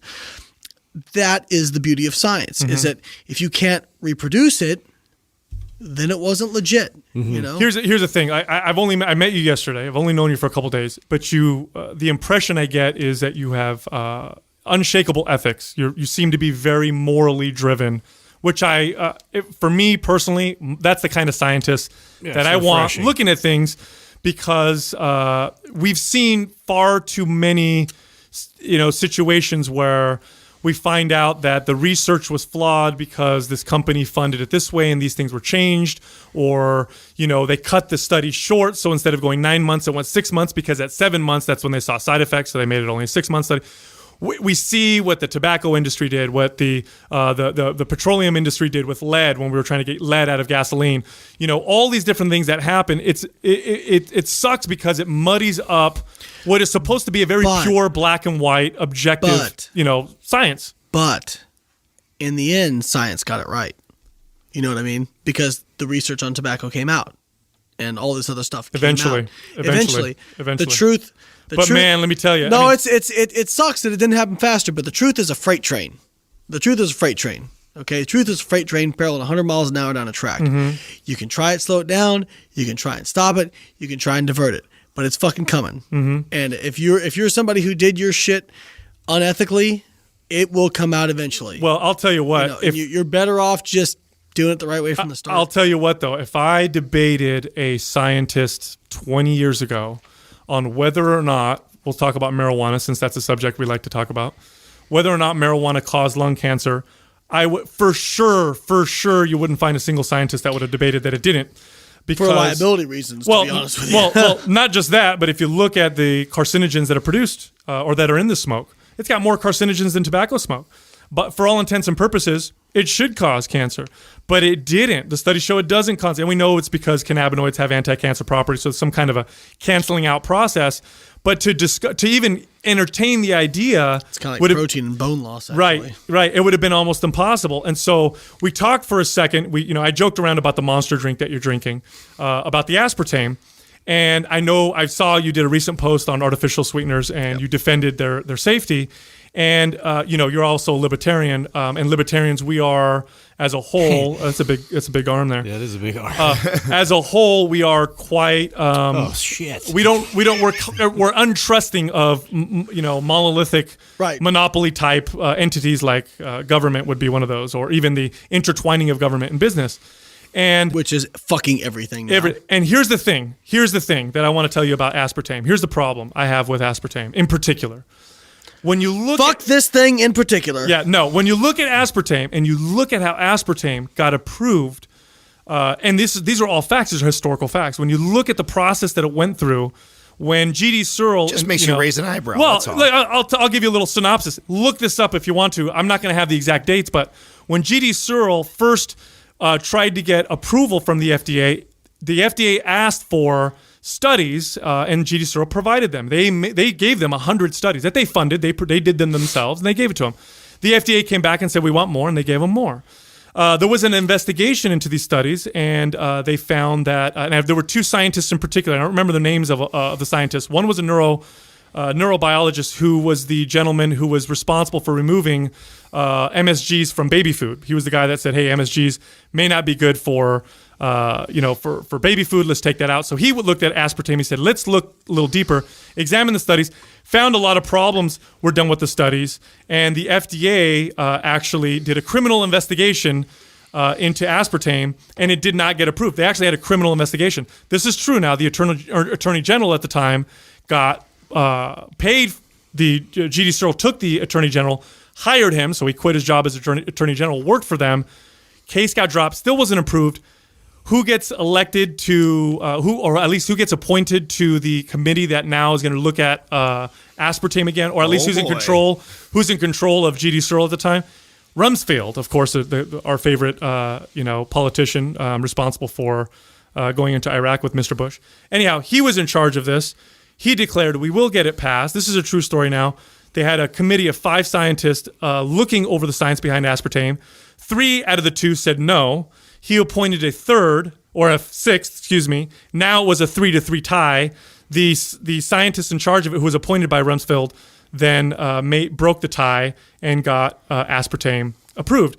Moving along, up until 1992, aspartame was responsible for something like almost 80% of the complaints to the FDA for all food additives. Like a majority of complaints going to the FDA were due to aspartame. That is very easy to explain as a confirmation bias, that people believe aspartame is bad for them and so they complain. But go ahead. It could be, but here's the thing now, and you're a smart guy, and I say the same thing.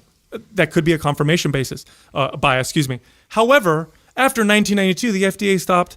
They started looking at the complaints like, hey, I had a seizure, and they stopped saying, was it aspartame, or we're not going to blame it on aspartame. We're just going to say you had a seizure. In fact, you can't find statistics now for complaints after 1992. And so for me, when I look at this cloud of bullshit, I go, hold on, this doesn't look fucking right. Now, and this is the problem. They could very well be right. Aspartame could be completely safe. But this is the shit that makes me shake my head. Right. Well, and you can thank, not to get too libertarian, but you can thank government for crony capitalism for fucking that up. Absolutely. Right?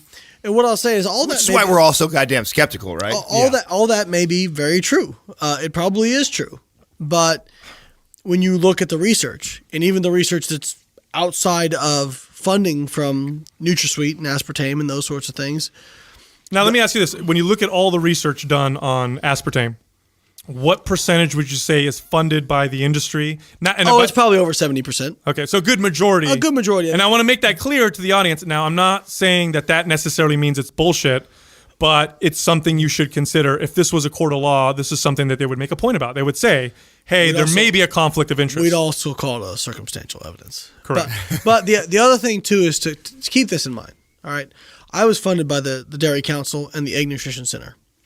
I never once had one of them come into my lab. I never once heard from any of them. I sent a report to them every 6 months. I realize every industry is different, but it's easy. Anybody can be made to seem like a villain if we put it together correctly. Of course. You know what I mean? So we got to be careful. We got to be very careful. And so what I default back to is when I look at the actual research and even the stuff that wasn't funded by NutraSweet, it seems to be safe. Now, there are some studies that show carcinogenic effects in rats, but when you look at the dosages used, they're usually a very, very high dose. They're actually the equivalent. So the equivalent. You would drown? You'd have to use about, I think, so I looked it up actually because I knew the subject would come up. I want to make sure I had the numbers correct because I don't want to misrepresent any position or side. And I have a very deep respect for science and the scientific process. And I respect you as well. And I looked it up, and it's equivalent to 16 or 19 cans of soda every single day. You would need to consume on a regular basis.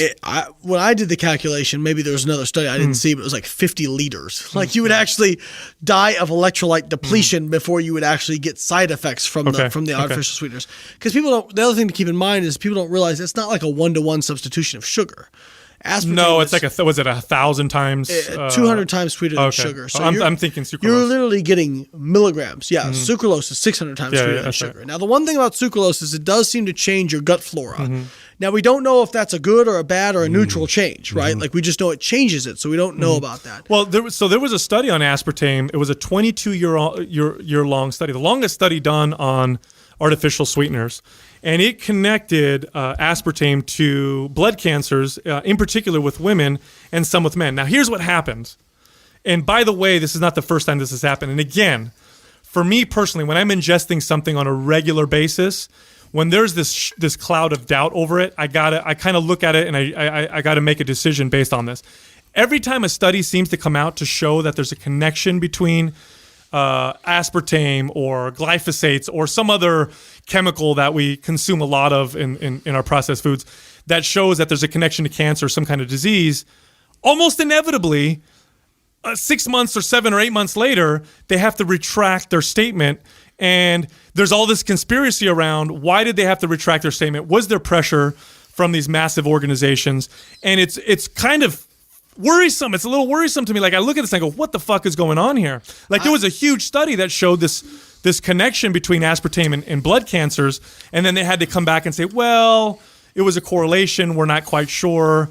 And I'm like, well, there's another one. I don't fuck with correlations. Yeah. To be honest with you. There's so much confounding variables. Let me, you know what has an extremely tight correlation?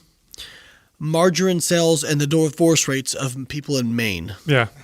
Like a 99% correlation. Oh no, that's true. That's true. You know, you I've can look looked it that up. Where did you get that? Where did you get that? Who gave that to you? That's spurious correlations. There is also a 97% correlation between incidents of drowning in pools and Nicolas Cage movies. Yeah, I believe there's an 87% correlation with the Giants winning whenever it rains too. There's some. So now I'm not using that as proof of concept, but the point being is, I think correlations are nice for trying to say, you know what, we should look more into that. Yeah. But we got to be careful about how much. Unfortunately, what the paper reports is, for example, I mean, if you're looking at correlations, people who eat meat are going to die. You know, they're more likely to. By the way, Sure. they're going to die of something anyway. Sure. But Yeah, you got to look at the controls though. right. So. I mean, they said for a long time that coffee caused cancer too. Right. Well, they didn't realize that. But People here's the thing: is people who drink coffee tend to be more addictive type personalities. They tend to not exercise. They tend to be higher stress. Sure. They tend to smoke. Yeah, they you gotta tend look to at a drink lot of- alcohol. There's all kinds of confounding variables. You know. And so when we talk about artificial sweeteners, I think it's pretty 100% it could accurate. be the that person it- who goes and buys 2 Big Macs and then gets a Diet Coke. It could be, but also what I want to say is it's not toxic. It's not an acute poison. No, definitely not. We do have there is some evidence, some small evidence that there might be some carcinogenic properties at certain doses. But here's the problem. Here's the deal. This is the problem that I have is when you're a fitness enthusiast and you take protein powder after your workout, pre-workout before your workout, maybe a before bed supplement, when you eat a protein bar, when you're the average American, there you go, posing with yourself there, when you're the average, person who drinks 2 sodas a day, when that happens over the course of 20 years, 20, 30 years, how do we account for, and you get cancer and now you're 60 and they're like, well, it could be this, that, and the other. It's a very difficult thing to connect. You have to look at, when you're talking about long-term like that, and not short-term, do things accumulate in tissues? There are mechanisms to break down aspartame because at the end of the day, it's just a chlorinated dipeptide. There are mechanisms to break those down. If you're talking about things like lead, mercury, things you just can't break down, that's something where even low doses over time can accumulate. So I could be wrong, and I'll never tell somebody, hey, you should drink Monster, or you should do, but based on the data we have currently, it does not seem to cause these problems. Now, if you tell me, but you don't raise an eyebrow or worry. I mean, of all the things that we have out there right now, I'm so skeptical. I raise an eyebrow to the guy walking down the street that he's not gonna fucking rob me. You know what I mean? Yeah. But at the end of the day, like, I kind of have to go. Okay, we talk about the order of importance, right, or the hierarchy of what's important. Of course. If you're like we were talking about earlier, I got in a debate with this big fucking juice head. And again, if you want to take steroids, that's what, I don't want to sound like I'm speaking negatively. That's your decision. That's fine. Okay. But if you're on 3 grams of test a week and you're sitting there fretting over artificial sweeteners and chemicals, by the way, fucking everything's a chemical, you dope. Chemicals in food, and you're on 3 grams of test a week, you're a fucking idiot. You've got your priorities. You've got your priorities mixed up. You know, that's a very, very, very valid point. You're talking about driving an army tank, and I've got a BB gun, and I'm gonna shoot the army tank with a BB gun. Now, physics dictates because the BB hits it, it's gonna slow it down some.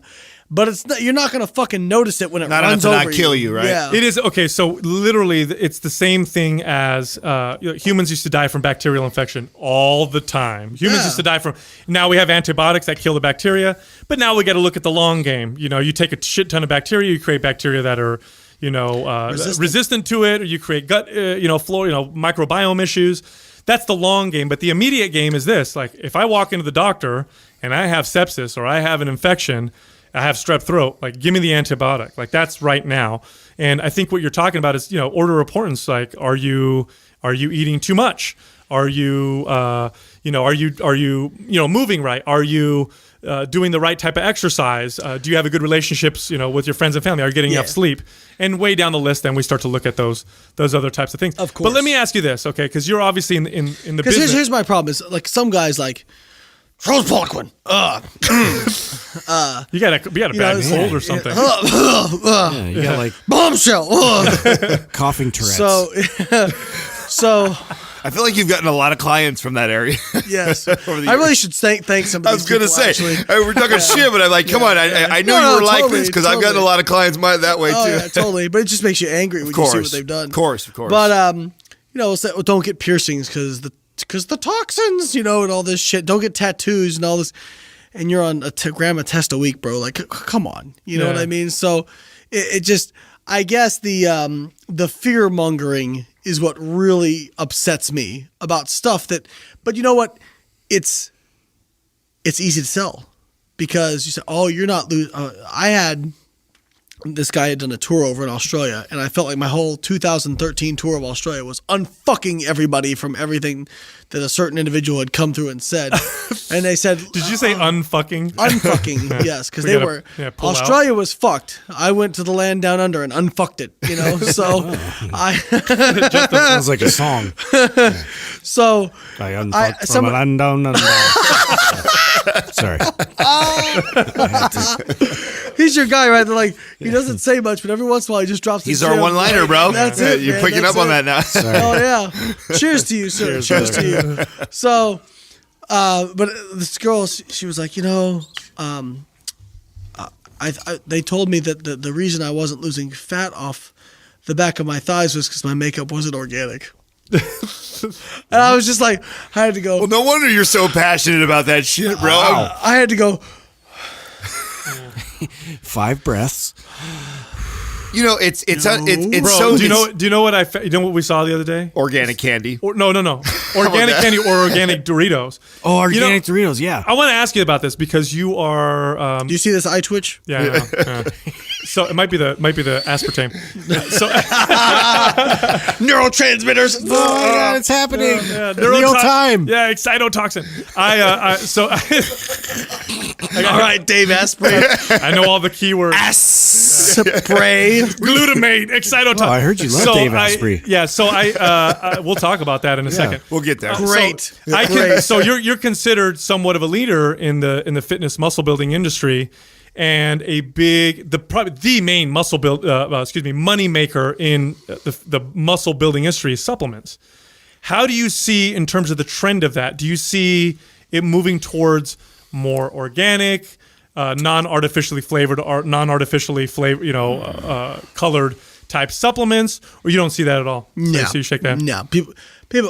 People say they want certain things. People don't know what the fuck they want until you show it to them. They really don't. Like you remember Pepsi came out with Pepsi Clear? Yeah. Remember that was no artificial flavor. People hated it. Yeah. It tasted the exact fucking same. People hated it. Yeah. They wanted the caramel color in their cola, That's like ketchup came out with what was it, like green and like black. I don't even remember that. You don't remember that? They came out with a green color What and a everybody terrible fucking idea. That is a rejected terrible it. idea. Yeah. Yeah, that did not. That guy needs to get fired. Yeah. Well, see, because what I see when I look at the industries, I see people are sheep. When I went to like a Safeway 10 years ago, they didn't have an organic section. You're good at that. Don't go in Taliban territory. You'll get violated. God. Here we go. But now you see these big organic sections in Safeway. You see, organic Doritos. Or it makes me think that the market's growing. It might be. Oh, growing. it is. People talk about like big GMO. There's fucking big organic. Like, Oh yeah. It's Well, that's the sad part. Oh, Is we like, call it big herba. Yeah. Big herba and big pharma. I mean, they both got their teams. Like you said, organic Doritos. Like, I love it when people are like, I'm eating paleo, and they're eating these fucking like brownies. Like, oh yeah, I'm pretty sure they had fucking brownies back in the caveman days, asshole. I can't stand all the boxes that everybody wants to be, like you said, sheep. Everybody wants to be fit in a category, fit in a box, have a dogma. Because people feel like they need to belong to something. I don't want to belong to anything except the fucking truth. Right. Like that's Hell yeah. you know Amen what? to that. Listen, if I thought organic food would work better than regular food, I would be sitting here saying eat organic. I would. Because at the end of the day, I'm a competitor. I want to do the best thing for me. Like I don't want to die early. I don't want to perform suboptimally.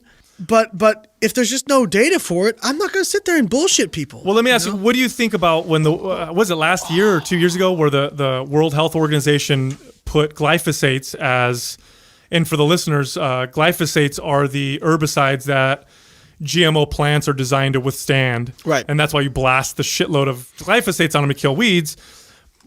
How did you feel about the World Health Organization labeling glyphosates as a probable carcinogen? Well, I'll be honest, and this is going to shock some of your listeners. I don't know enough about glyphosate to comment on it. However, I will comment generally, and that is there's a lot of shit that's carcinogenic. Most things are carcinogenic if you get them high enough. What I'd have to know is what kind of dosage ends up in what you eat, right? Fair enough question. Because and I don't know, right? Because I don't necessarily remember. We're talking about fucking Illuminati shit. Like you want to talk about World Health Organization? Like they're also the ones that said don't eat protein. You know that animal meat's going to kill you and all this kind of shit. And they completely fucking misinterpreted the results of those studies. You know, I mean it was just like there was even a paper that came out in Cell Biology that drove my advisor nuts, along with a lot of. Did you guys when they came out and said that protein is the same risk factor for cigarettes, lung cancer as cigarettes, right? Yep. That was in a subsection of data. Do you know what the overall result of that study was? Nobody reported this. Yeah, it was a overall ridiculous percentage. The overall result of that study was that all-cause mortality went down with higher protein intakes. Isn't that the real fucking story? Yeah. Okay. You know, if you my advisor used to say, if you torture the data enough, you can find what you want. What was the cancer risk increase with that? It was very small. Yeah. So they listed it as an 18% relative risk increase in cancer. People go, oh my God, if I eat meat, that means I'm 18% more likely to get cancer. No. What it means is if your absolute risk of cancer is 5.5%. That's right. It went to 6.5%. That's not much. It was a 1% relative increase. This is what we talk about a lot. Well, and here's the thing. But if you take 6.5 minus 5.5, it's 1. And divide that by 5.5, that's 18%. Yeah. That's true. And here's the thing a lot of people don't realize, like science, bitch. a lot of that, and here's a speculation, could be that increased protein intake, boosts IGF run production. It could boost mTOR, which are both people who eat a lot of meat eat more calories. And they tend to exercise less. Yeah, but they tend to eat less fruits and vegetables. That's there's true. So many confounding variables. That's true, but what do you say to the studies that show that increases mTOR activation? mTOR activation. You're in my fucking wheelhouse. I know I am, and that's why I'm asking. I'm about to blow your mind. Yeah. So I've read that mTOR can also, or has been associated with an increase in cancer. And I wanted to ask you this. I know this is me rubbing my hands together. Yeah, because I'm excited. Yeah. So let us. What's going on with that? So this is the problem. Some scientists don't even fucking understand science. All right. So there is a difference. I love it when you get angry. By the way. Whoa! Yeah. You belong on Mind I'm ready, Pump. dude. You belong on my. I'm leaning Layne, back. I think you need to cancel your podcast. Rogan, are you listening? So, you need to be. I think the shot's kicking in. You need to be on Mind Pump more. No, I'm pretty much just angry all the time. That's what I mean. So here's the deal. There's a lot of scientists who don't even understand science. There is a big difference between an acute, truncated response and a long-term response. Let me give you an example, and I'm going to set this up, and it'll make sense to you guys. I'm going somewhere with this. Okay. Exercise. If you were an alien and I brought you down to Earth, but you knew about what was healthy and what was not, but you didn't know about exercise. Okay, and I told you, hey, I'm going to make you do this thing that increases inflammation, blood pressure, heart rate, and reactive oxygen species. You'd be like, oh, hell no. Yeah, that's right. We all know exercise. We've actually made that. We've made that exact example. We use this analogy all the time. But what is exercise? Yeah, it's like it's like a vaccine. Short-term stress. It gives you a short-term stressor. Your body learns how to handle it better. Okay? So when you look at the reason we bring up mTOR is the way it was discovered was it's literally called the mammalian target of rapamycin. Rapamycin is an anti-cancer drug. Okay? So rapamycin inhibits mTOR. Okay? mTOR is the way that leucine, in particular, stimulates muscle protein synthesis. This is what you wrote your thesis on, isn't it? Leucine is all very tightly. That's why I wanted to ask him this question. So, the problem, and if you look at inflammation, the problem with inflammation is not short-term increases in inflammation from things like exercise. The problem is low-level, the chronic inflammation. The same thing applies to mTOR, and also tissue-specific. Like a short-term truncated increase in mTOR activity is not the same thing as a long-term, low-level, chronic elevation in mTOR activity Excellent that is point. usually driven by increased insulin. Yeah, great Okay, point. that's usually driven by increased signaling from IRS1. Leucine activates mTOR downstream of IRS1. Big friggin' difference. And leucine actually, and we found this in our studies, one of the reasons we saw the refractory phenomenon of protein synthesis. And inflammation is the same way. Did you know that when inflammation starts in response to exercise, as soon as you start increasing inflammation, there's also factors that upregulate that are there to shut inflammation down. So to prevent it from getting run away, okay? The body is amazing in that so much shit is redundant. It's not, people think about, like, for example, fat loss.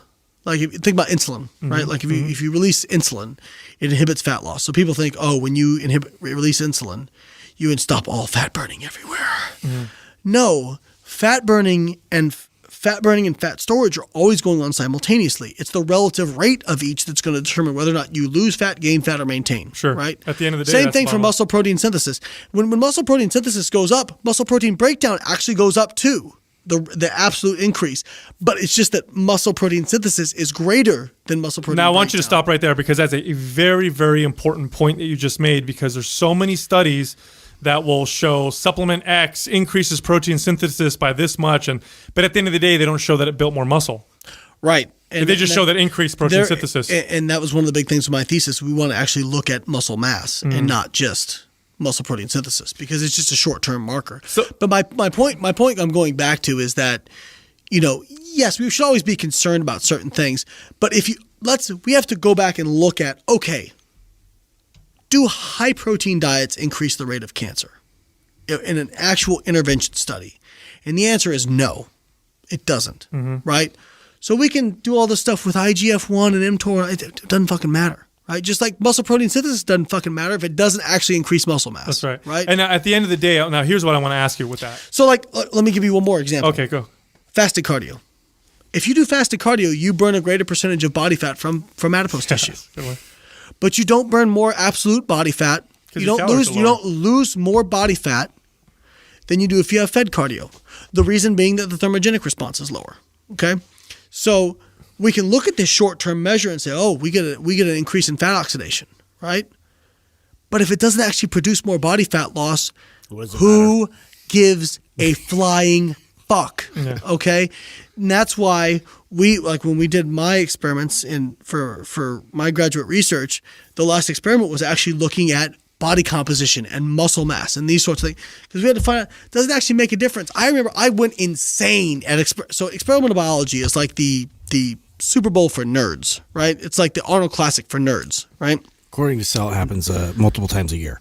The Super Bowl. Yeah, Super Bowl. So What's a Super Bowl? So I gave a presentation, and I remember I had like lines of people to debate me on this. And I feel like I defended myself pretty well. But we showed differences in muscle mass with isocaloric, isonitrogenous diets that were just different protein sources, right? And it was related to it was quite closely related to the leucine contents of those protein diets, okay? The person after me gets up, and they give a study, and I'm not going to say where they're from or what their name was. And they said, we gave leucine after fucking bike riding or something, and we saw leucine increases muscle protein synthesis. Big whoop, we know that. I really despise researchers who do safe research that they know will get Shit the we already outcome. Shit we fucking New know. discovery. Leucine. Fire is hot. Yeah. We already know. That's what I leucine. told you the other day. We call It'd him be Captain like, it would be Obvious. like if Running will help you burn fat. Yeah, if we went out and did mobility work and gave leucine afterward. Well, yeah, sure. I guess it's novel because nobody's done it before, but we know leucine increases muscle protein synthesis. So he gets up there and he's talking about leucine supplement with leucine after a endurance bike session. And he says, we know leucine doesn't increase muscle mass. And I want to stamp and say, why the fuck are you studying it? If all you want to show is that it increases muscle protein, we know that, bro. We know it, And it was just mind-blowing to me that people get so, and I get it because I did a BS in biochemistry, So I get into that. I get like super geeked out over pathways and shit and this kinase and that. But at the end of the day, if it doesn't actually produce a physiological difference, Who cares? That's true. And this, I want to ask you this, because it's not every day I have someone like you sitting in that chair.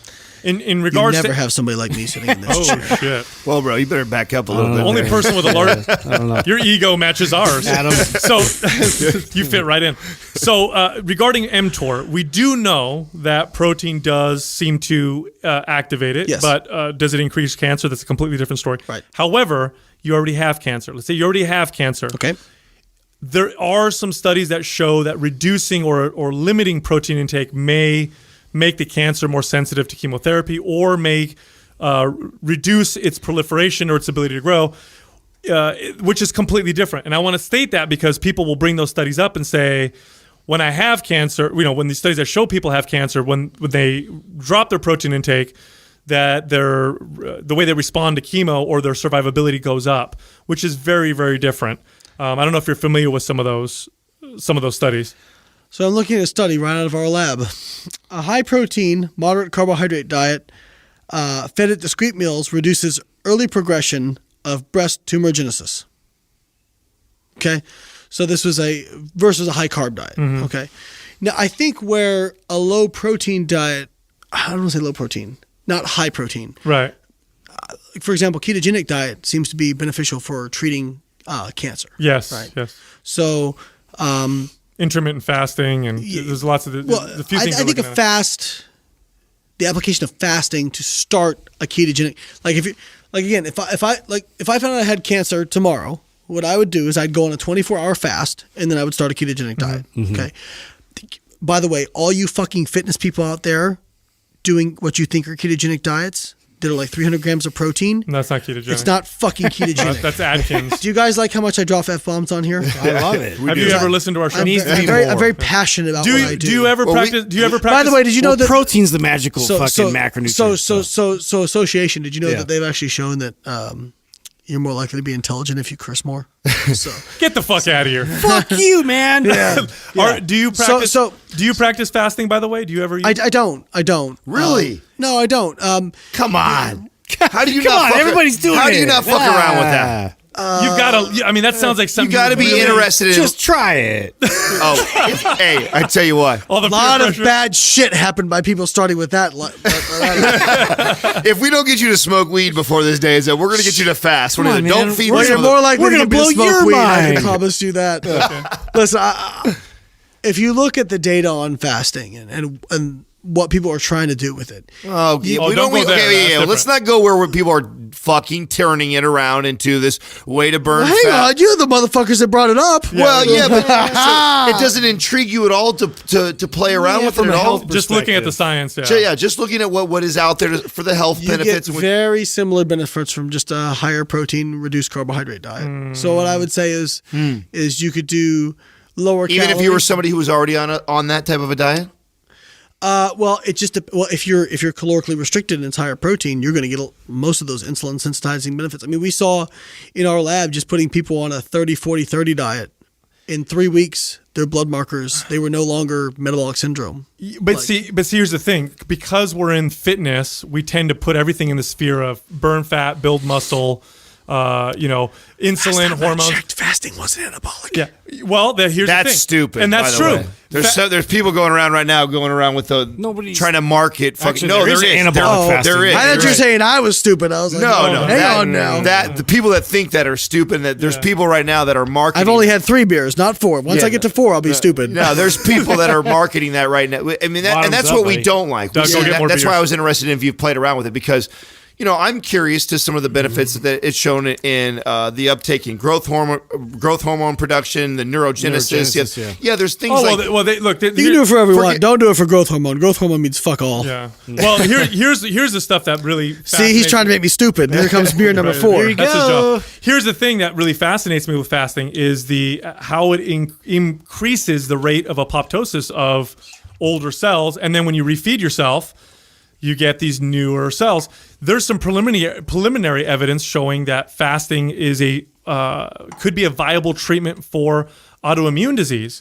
which to me blows me the fuck away. We are in the midst of an autoimmune disease explosion. I don't know shit about that, so I'm gonna have to pass on that one. Well, you can't do that. See, and you know what? Come on, Hold on a man. second. That is a sign. Speculate. That's a sign of good No, character. that's good. That's a sign of good character that he doesn't want to talk about something. Yeah. But we can all speculate. I can sit out. I can sit around and bullshit. This is what I tell people. See, here's I'm the thing, though. The sign of a true expert is somebody who is willing to tell you when they don't know what the fuck they're talking Yes. about. No, I 100% agree. Totally So, respect that. But doesn't mean that your opinion doesn't matter either, though. Exactly, Because I yeah. think you're an intelligent. If you think your way around it, we want to hear that. Yeah, you presented yourself. Well, I'm not. You don't have. Okay, that's fine. That's good. Now, what's your opinion, though? Yeah. I based on what I've seen with fasting versus you activate a lot of those same pathways just from a reduced calorie, higher protein diet. Because a lot of those pathways are tied into shit. I can't remember the kinase. Fuck. But it's in the gluconeogenic pathway. Just activating gluconeogenesis is a strong signal for your body. I mean, because calorie restriction, your body views that as nothing more than controlled starvation in terms of the reaction that your body gives. So you may not get the same strength of reaction of a short-term fast, but over the duration of a caloric restriction, you're getting it. Now, people will ask me, like, again, this is one of those things, people missing the cart before the horse thing, you know. I don't recommend, well, if you want to do it, fine. But I tell people you don't need like super fast, fucking highly branched cyclic dextrin after your workout or whatever. Like you just eat some carbs, you know. And people go, well, I'm worried about getting insulin resistant. Dude, there's a big difference between somebody who's training for 2 hours a day, having a carbohydrate post-workout to replenish muscle glycogen, as opposed to some fat ass sitting on his couch watching TV eating chips. Right. Like this big difference. 7,000 calories later. Yeah. So, I mean, people like, I always, you notice, like, I'm always trying to put stuff in context. You know, that's a sign of an expert as well. Like when you hear, very rarely, have I use the words best, worst, always, never? No. You guys haven't heard me say that, right? Like that's a great bullshit detector right there. If somebody's up there and they're saying, always do this, never do this, this is the best, this is the worst, you can be pretty sure that person's full of shit, okay? Because I think Bertrand Russell said the whole problem with this world is that fools and zealots are quite sure of themselves and wise people are filled with doubts. Very true. You know, graduate, like what you do when they call it the Dunning-Kruger effect, right? So when you first start in a subject, whatever it is, you have this feeling that you know nothing because you know nothing. And then immediately, within months, you get a very high confidence that you know so much. And then as you transition over years into learning more, your confidence starts to fall. You realize you don't know much. This is the end of undergraduate school, beginning of graduate school, basically. And then as you start to end graduate school, it starts to kind of come back up, right? And what you hear is like people who I tell people to follow, like Jeremy Lineker, Dan Neumeyer, Mike Zordos. We think that this might make a difference, but under these circumstances, and we're not quite sure, like nobody's saying blood flow restriction will lead to 200% more muscle gains and, shit like that. That's only when you're trying to sell something. But that's the problem, like my carbon line with bodybuilding.com, we aren't exactly blowing the doors off sales, because I'm not going to get up there and tell people it's going to increase muscle mass by 200%. What a great point. What I tell people is like, listen, I designed it around helping you to train harder, recover a little bit better. All right. So it's going to help you have a little bit more fatigue resistance. It's going to help you recover a little bit better and be able to train a little bit harder. Okay.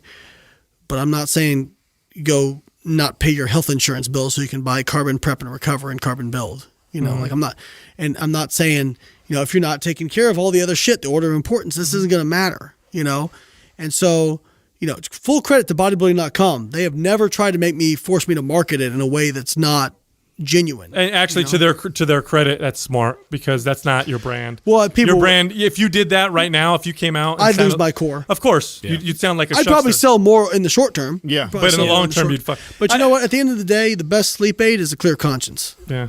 That's very true. Absolutely. I want to change direction for a second because I want to ask you something. Why don't you take steroids? Why don't you take steroids? Why haven't you? Oh, I thought it was if I was a cross-dresser. Yeah. No, we know about that already. No. I want to ask you why make the decision to not, you're in an industry where everybody does. Most people do. Why don't you? Why did you decide not to? I just never felt compelled to. That's a simple answer. Okay, so let me give you an example. Like I loved natural bodybuilding. Okay, I loved competing in natural bodybuilding. The evidence says that if you take a moderate or low dose of steroids, it's really not bad for you. In fact, it might be okay for you and maybe even a little bit good for you. Okay, but you're not going to be competitive on a world level stage taking a low dose of steroids, right? Like once you cross that threshold, if you're going to be competitive, you better be willing to take a shitload of steroids. It's a very good point. Yeah. And so I just never felt compelled. I never woke up and was like, man, I want to be Mr. Olympia one day. I wanted to make a living in the fitness industry. I wanted to be a person of influence, and I just wanted to do my thing. And you know what? One thing I've always been good at is I don't fuck with peer pressure. You're not gonna. I don't give a fuck what anybody else is doing. I mean, look at the stuff I started talking about flexible dieting when people mocked me for it. Like everybody mocked me for it. People mocked me for reverse dieting, all this other stuff. I don't care. Now you say that, but a lot of you had been driven from childhood. Like you talked about, I remember last night you mentioned like being a young kid, being picked on. So that has to stem, some of that motivation has to stem from that. Proving people wrong is my most favorite hobby in the world. You know, like that's my most favorite thing in the world. You know, but it probably gets you in trouble sometimes too. All the time. Yeah. You know, is it something? Do you find this is an area that you have to kind of work on and think about, or actively be aware of? Like, be careful not to go over. I tend to be a little bit abrasive, you know, because I speak my mind, but. You know, I'll tell people, you know, my buddy Paul, I've talked about Paul Ravel, shout out to him, my good friend. He said, he's like, man, why can't you just be like more positive all the time? And like, just be like really nice to everybody. And I'm like, you know, I spent 18 years of my life trying to be something I wasn't to make other people happy. I am not going to pretend like something doesn't fucking bother me if it bothers me. I'm just not going to do it. I might not say anything, but if I say something, I'm going to tell you how I really feel. You know, and you have the right to be upset about it. Just like, you know, people say, I have the right to my opinion. Absolutely. Everyone absolutely has a right to your opinion. You also have the right to get fucking reamed when that opinion is wrong and stupid. Okay. And so that's what I'm here for. You know, like science is a. That's why I'm alive. Yeah. I mean, I came here to unfuck the fitness industry. That's what I came here for. Yeah. You know, like that's why we made Avatar Nutrition. Was a big part of that. It's got to piss you off then for someone like yourself. You're the integrity that you come in with. You're very driven. You introduce a concept like flexible dieting. Now people use the acronym Iifym. How do you feel seeing? Because you're the first. You didn't introduce counting macros, obviously, but you came out and talked about flexible dieting, which now a lot of people call Iifym. And you see hashtags and people putting it in their profiles on Instagram, Iifym. And how do you making feel? T-shirt companies now. What the fuck? You're not making no money off that. I thought that was no money. No, Man. how do you feel about pay the king tribute? How do you feel about the way some of these people are representing Iifym and you know what it? I guess its impression now has changed quite a bit because if I go on Instagram, we should do this. We should actually test this out. If I go on Instagram I'm sure Layne knows. And I hashtag Iifym, what ends up coming up is a shit ton of pictures of donuts and ice cream and shit like that.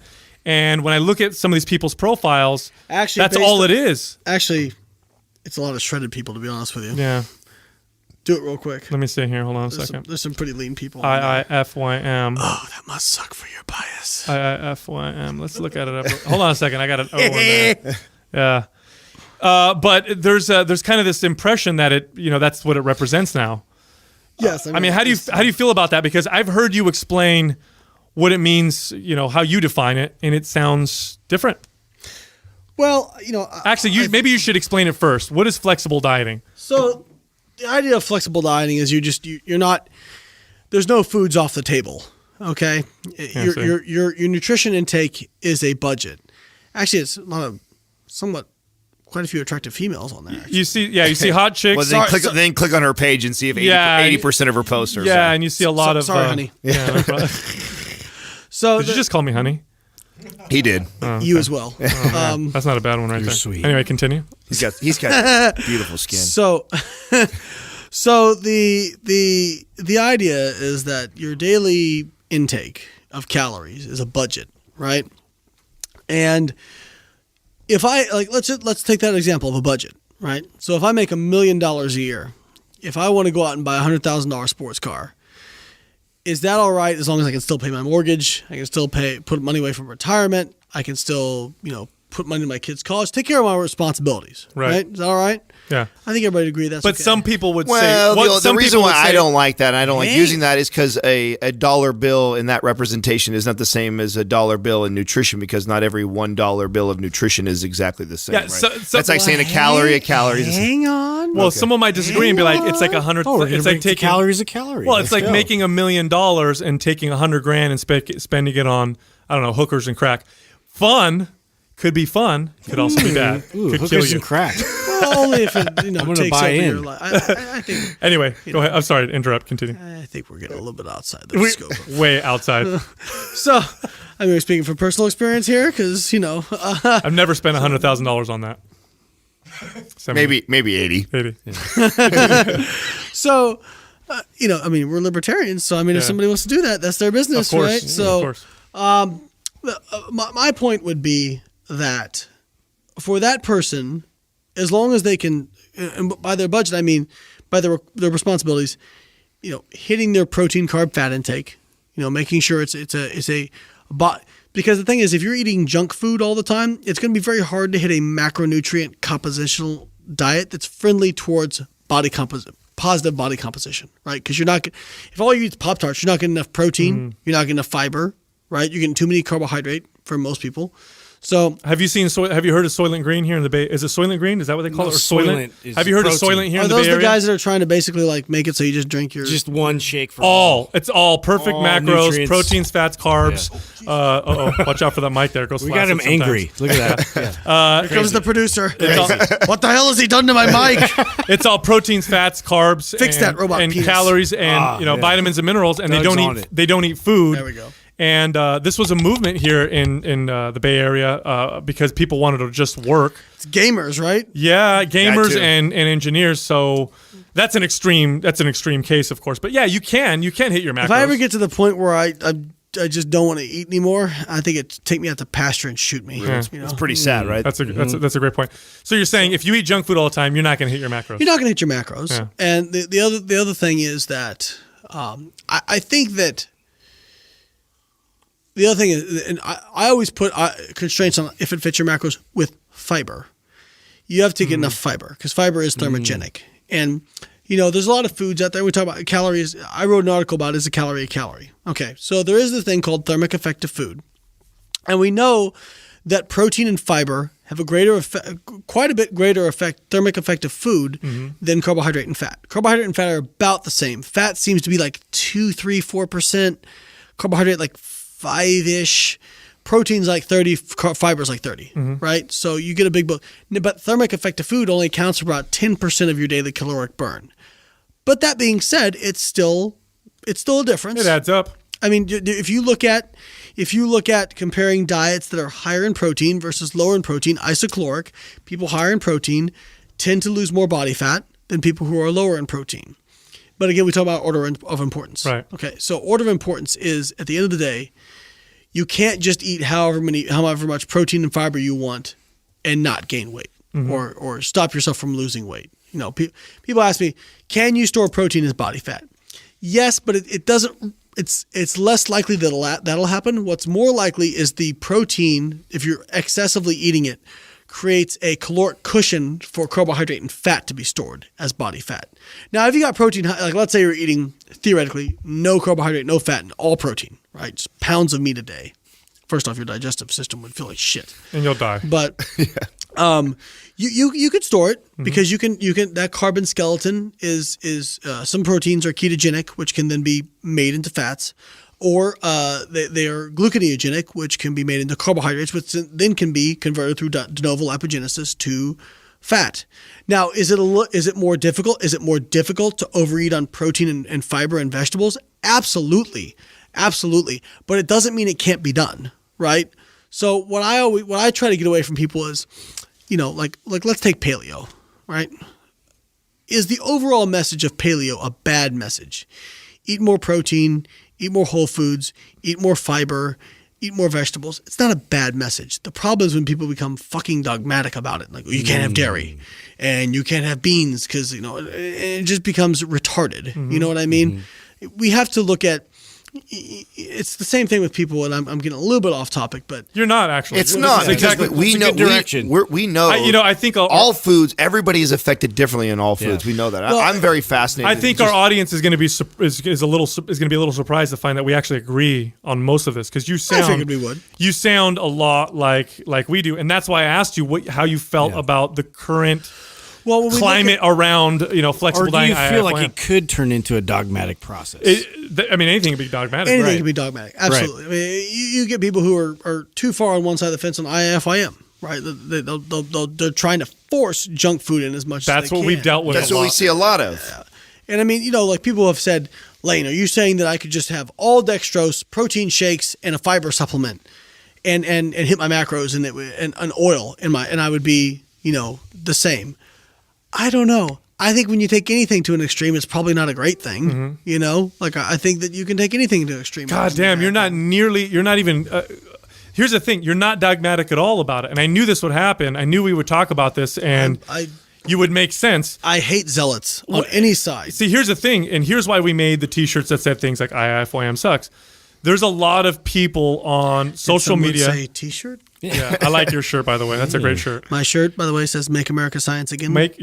Nipples can show. You can find that at LayneNorton.com. The titty dance. Shopbiolane.com. There you go.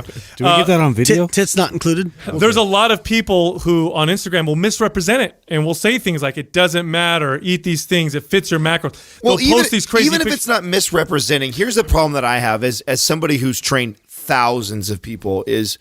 These people, a lot of these people have an addiction to these type of foods. Just like Careful now. Yeah, well, you see, in your experience, have you dealt with people that have addictions to foods like this, like sugar? I have dealt with people who have certain trigger foods. Okay, and if you have a certain trigger food, what I would say is what's more common though. Well, actually, one of the most common trigger foods I've found is like nuts and peanut butter. Like those are very common trigger foods. But sugar is up there too. There's some sugar foods that do that. Well, what I will tell people is, at first, to kind of get them started in a positive direction, obviously, okay, let's get those out of the house.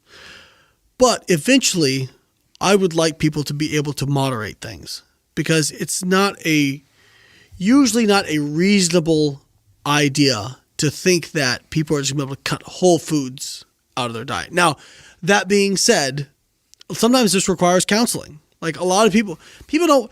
The thing that bothers me too is we want to separate physiology from psychology, and you can't do it. No. Okay. See, this sucks. I can't even debate you.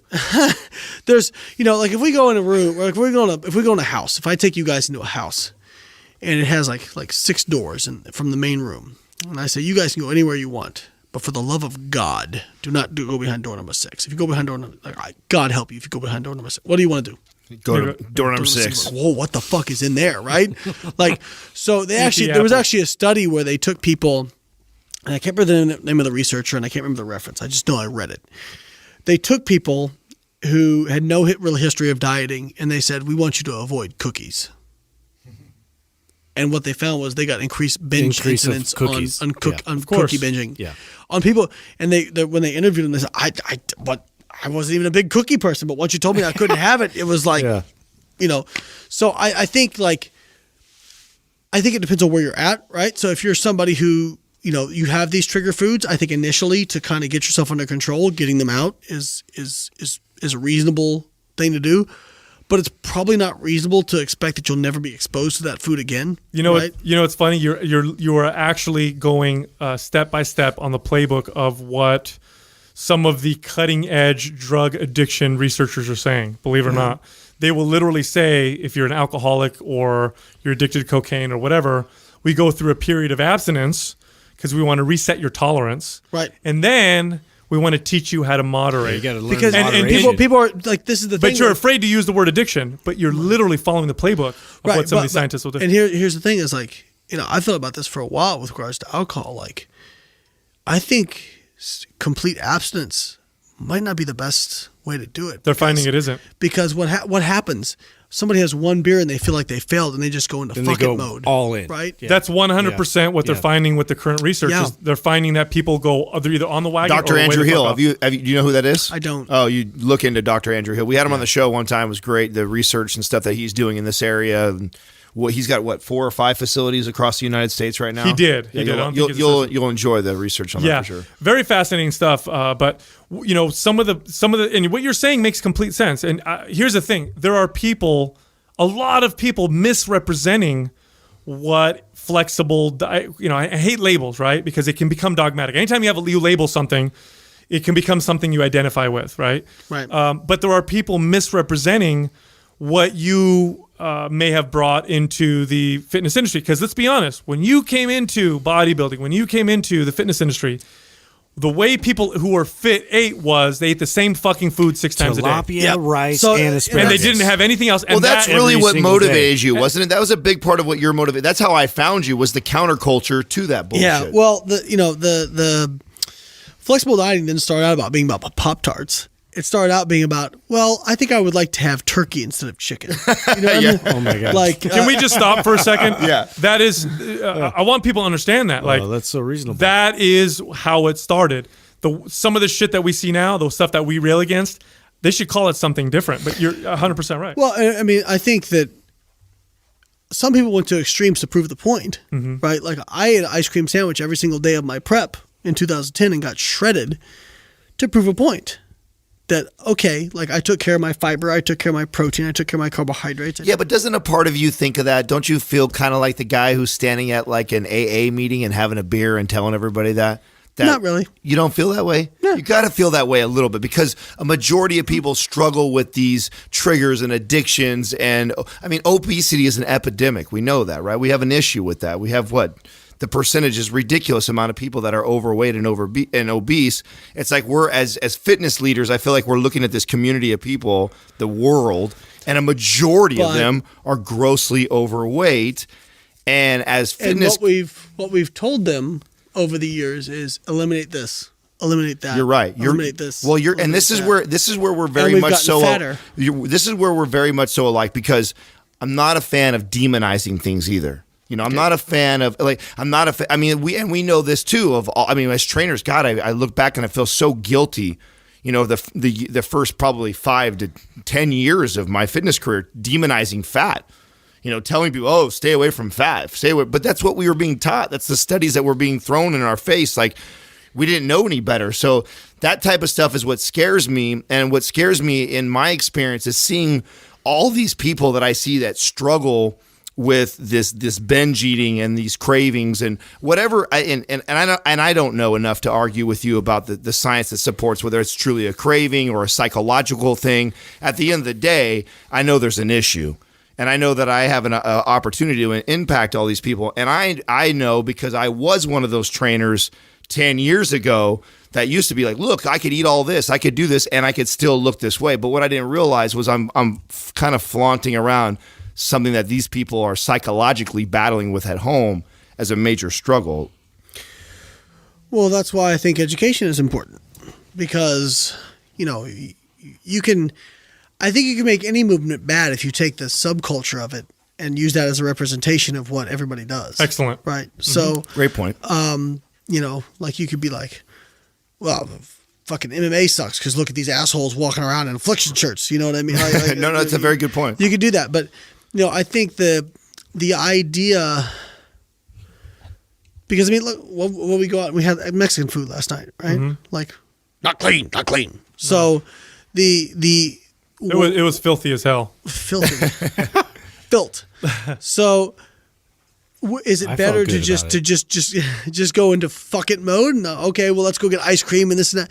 Or is it better to say, like I have, not necessarily track, but you go, okay, that seems like a reasonable portion size, and have some sort of cognitive restraint, which is what I really try to teach people. Because at the end of the day, otherwise known as awareness, you're never going to be able to cut out quote unquote bad foods. I don't care who you are. You're going to have them at some point. You're going to have foods that are more calorically dense, a little bit lower in your vitamin, mineral, and fiber content. And so you're better off understanding how to incorporate them. Now, again, if I have somebody who has bad habits, right, and they tend to overeat on these things, am I going to suggest that they try to fill their diet with more vegetables and fruits and whatnot to make them more full? Absolutely. But what I don't want to do is tell them, hey, you can never have this again.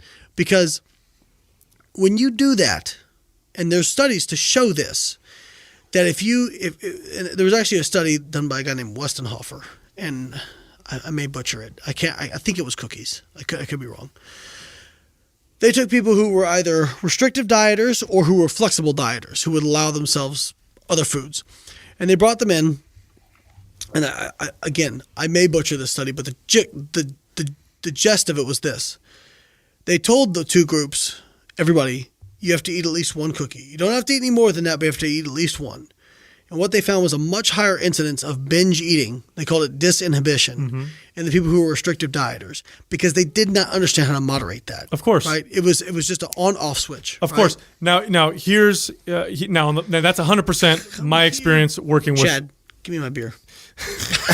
That's why you brought it. I'm just kidding. Yeah. I'm just kidding. We love Chad. Poor Chad. That's 100% why. That's 100% accurate. I've experienced that with clients as well. And now here's the other side of that I've also experienced. I've had people come to me who follow, where they look at their macros. They have a macro target, and they're so stuck to it. They identify so strongly with it that going off of it at all causes them distress. Yes, and you can trade one disorder for another. Absolutely. And so, and this is why I tell people, consistency is so much more important than being exact. Those macro targets aren't magic, okay? Just if you're within 5 to 10 grams of each one, you're 100% compliant, okay? There's more error in food labels than you are with accuracy there, okay? So focus on the consistency. That's the biggest part, right? And I try to get them to get off that. But yeah, absolutely. You can trade one disorder for another, for sure. Mm-hmm. Now, where would you say... I feel like since it appeals to the bodybuilding community, it's huge. It appeals to the people that are more prone to that addictive type of personality. Like that. No more so than any other kind of fitness thing. You think so? Yeah, I mean, look at...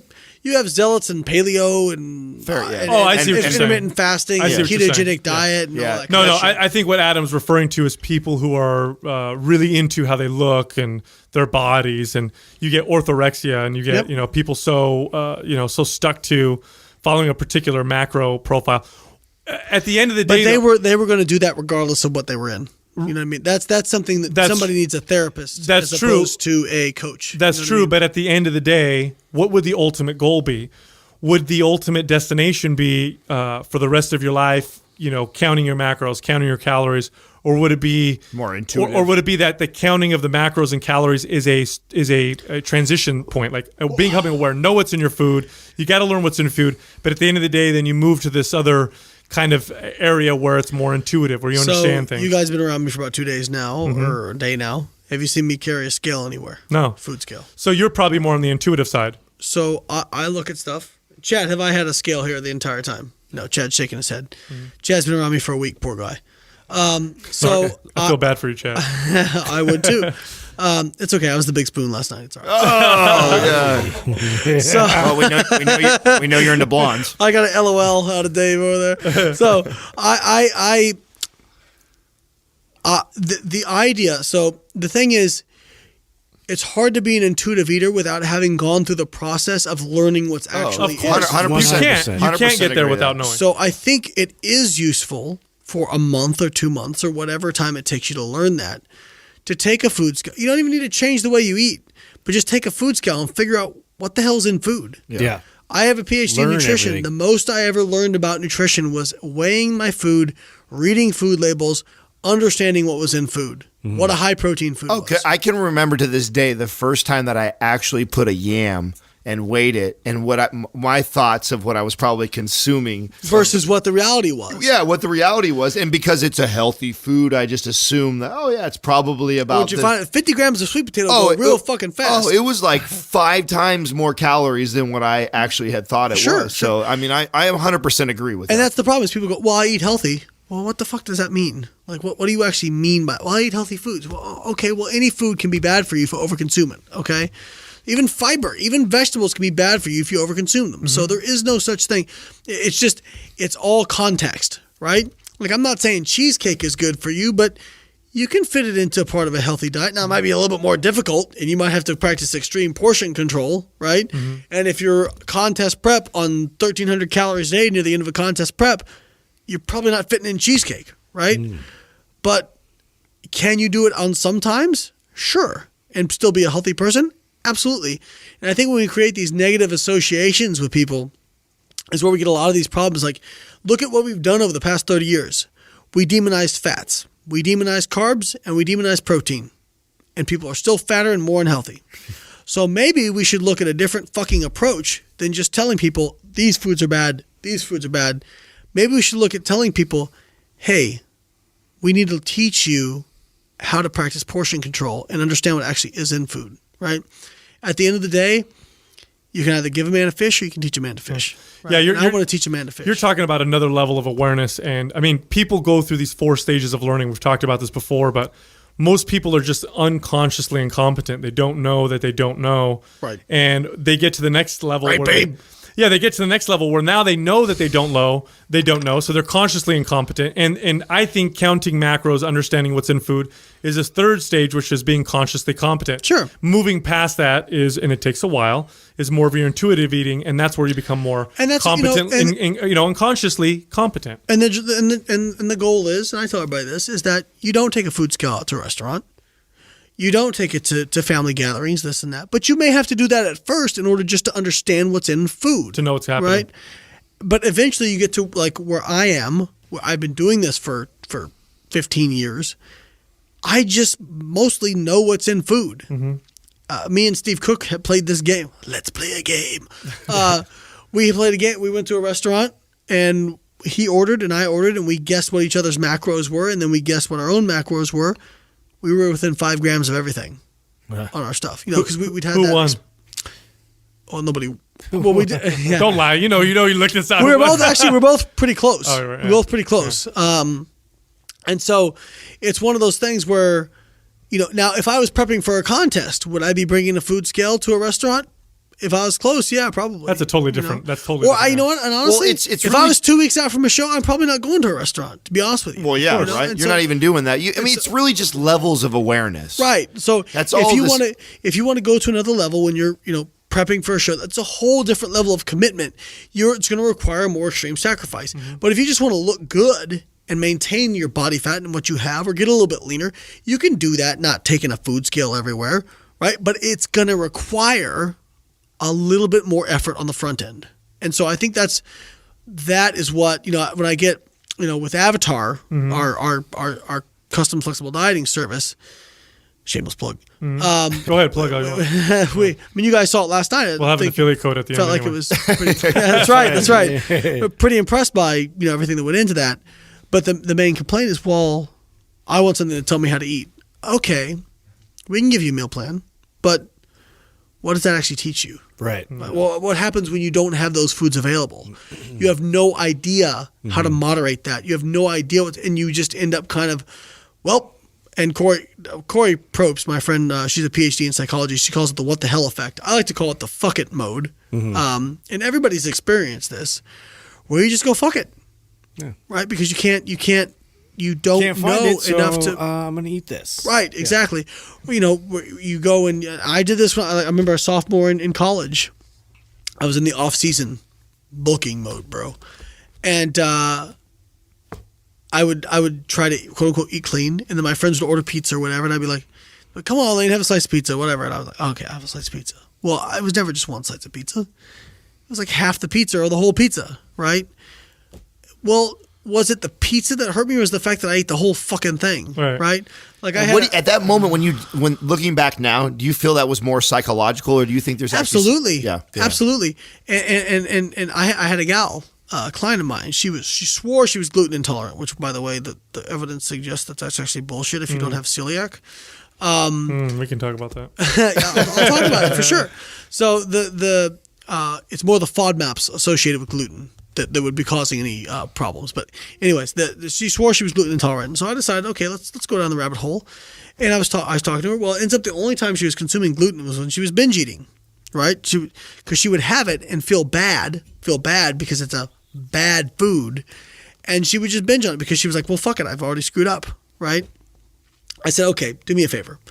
Tonight before you go to bed, have 2 slices of bread. Let me know if you have side effects when you wake up.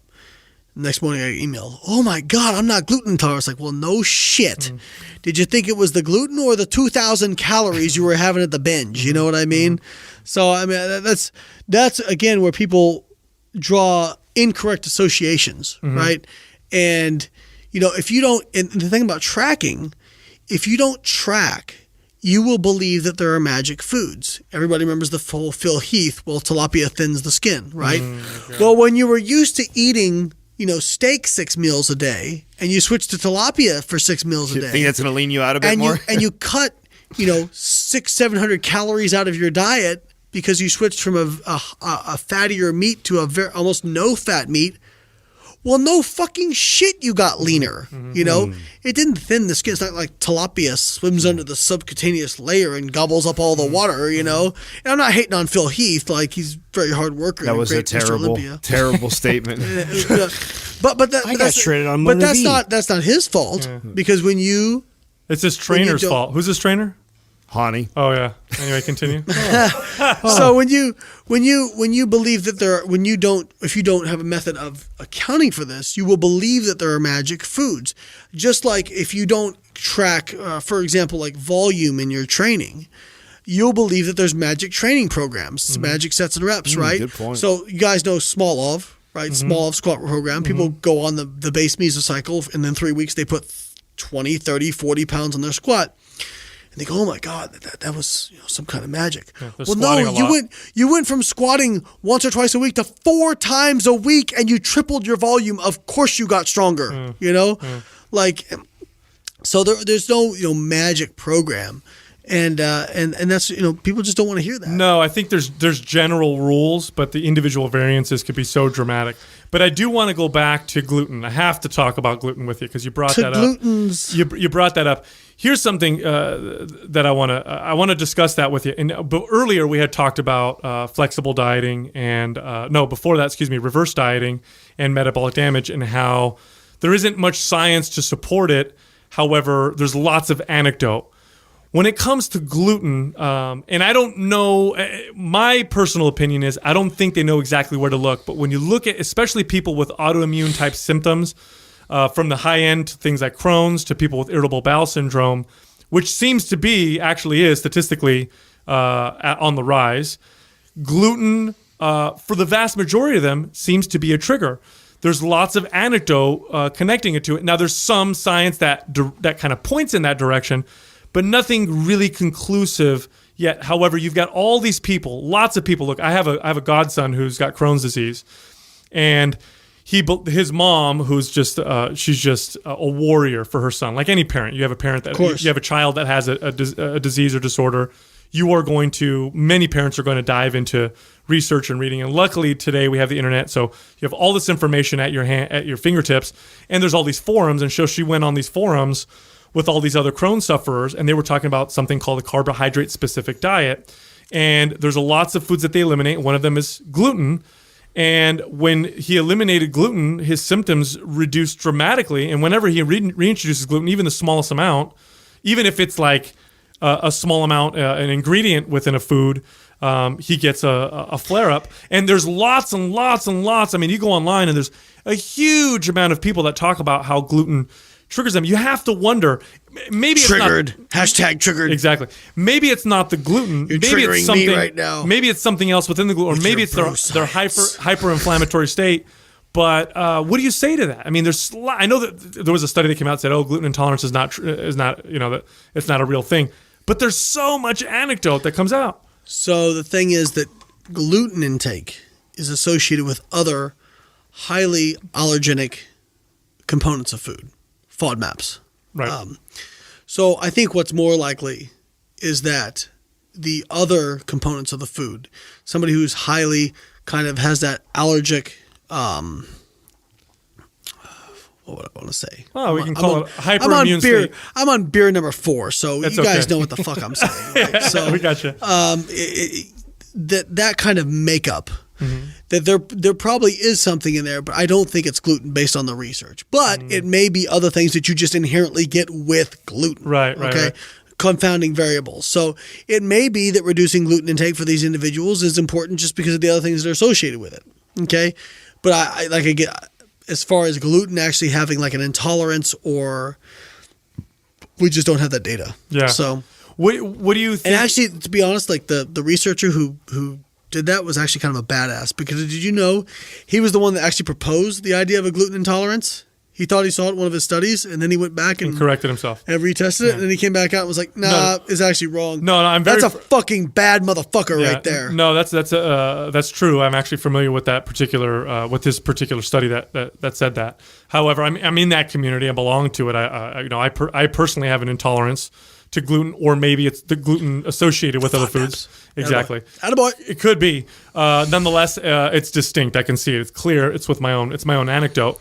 I do find it interesting, but let me ask you this. Now that you're 35, now that you've been training as long as you have, you're such a driven, intense individual. Do you find your motivation start to turn more towards longevity and health, or are you still performance, muscle building driven?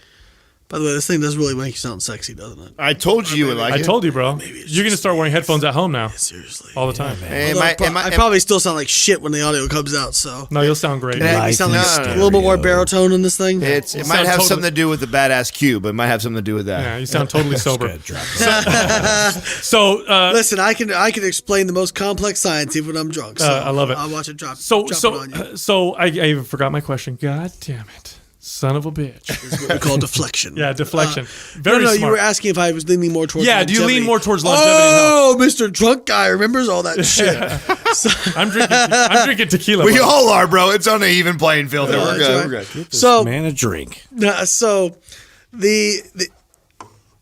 I think, honestly, what works best for body composition in a lot of ways can be best for what's best for longevity. Oh, beautiful statement. So I think that, you're going to be intermittently calorically restricting, because if you want to maintain that lean body mass, you're going to have to do that. You're going to be exercising. You're going to be doing a lot of the stuff that, the big major stuff, right? Longevity wise, I mean, if you're exercising and actually watching what you eat, you're 95% of the way there. We can talk about these little things that maybe make a difference, maybe don't. But what we find is, even with I may screw this up, but I remember being in grad school looking at some papers about like sulforaphane or lycopene. These things like tomatoes and broccoli. Sulforaphane is right now. It's a huge subject. I know Rhonda Patrick's talking quite a bit about it. Yeah, but what you find is that sometimes it's nature's cookbook. So you have these individual chemical compounds. They seem to have an effect, but what you usually find is that the whole food is usually better. Whole foods, man. The actual, that it seems like there is some kind of milieu of antioxidants, minerals, whatever have you. They call it the entourage effect. That seems to work better than just the individual compound. And so I think if you're emphasizing the importance of self-control, restriction, training, being consistent, and let's be honest, like there's something to be said with just being happy. Like, okay, you can eat every fucking clean food there is. You can be neurotic about everything. But if you're fucking miserable because you never feel like you can go out with your friends, like, is that really healthy? Is it really healthy to be like, to have anxiety when somebody brings a piece of cake in the room, So I think there's something to be said for just mental clarity of understanding what's in food. That's all part of health. And I got to be honest with you. I think your message don't do that. Yeah. I think my ego can't handle I think your message gets misconstrued and miscommunicated quite of course a it bit. Does. Quite a bit. Well, because I feel like he had. I'll give you an example. He had to take a strong opposition to especially the bodybuilding community, because the bros. The bros that are out there that are spreading the science. So I feel like we can relate to that, because that's a lot of what we did, and we just took a different approach. Instead of going the nutrition angle, we kind of stayed away from that because we know how dogmatic and religion it can be. So we went more like programming, because we saw the major flaw in that everywhere. Speaking of that, like, and not to make a total left turn on us with the nutrition and all, what's your thoughts on programming right now that you see out there in the fitness world and the all these different online websites I can subscribe to for $9 and get my workouts and all these. I'm glad you elaborated, because one of my least favorite things in the world when people say is, what are your thoughts on X? Not ecstasy, but like actual like something. Insert something. Yeah. So I'm glad Too you vague. elaborated. Oh, it's not about ecstasy. You know, I think that I think there's a lot of ways to skin a cat. You know, you can get results from a lot of stuff. I tend to think that the nuance of trying to find a program that is effective but minimizes the risk for injury and is fun for the individual is the difficult thing, right? Because people say, "Oh, well, I don't care what's fun." Well, yes, you should. It should be fun. Your workout program should be fun, because if it's not fun, You ain't gonna do it. you're not going to work hard at it. You know, it should be fun. One of the reasons I got into powerlifting in the off season for bodybuilding was because I found bodybuilding training fucking tedious in the off season.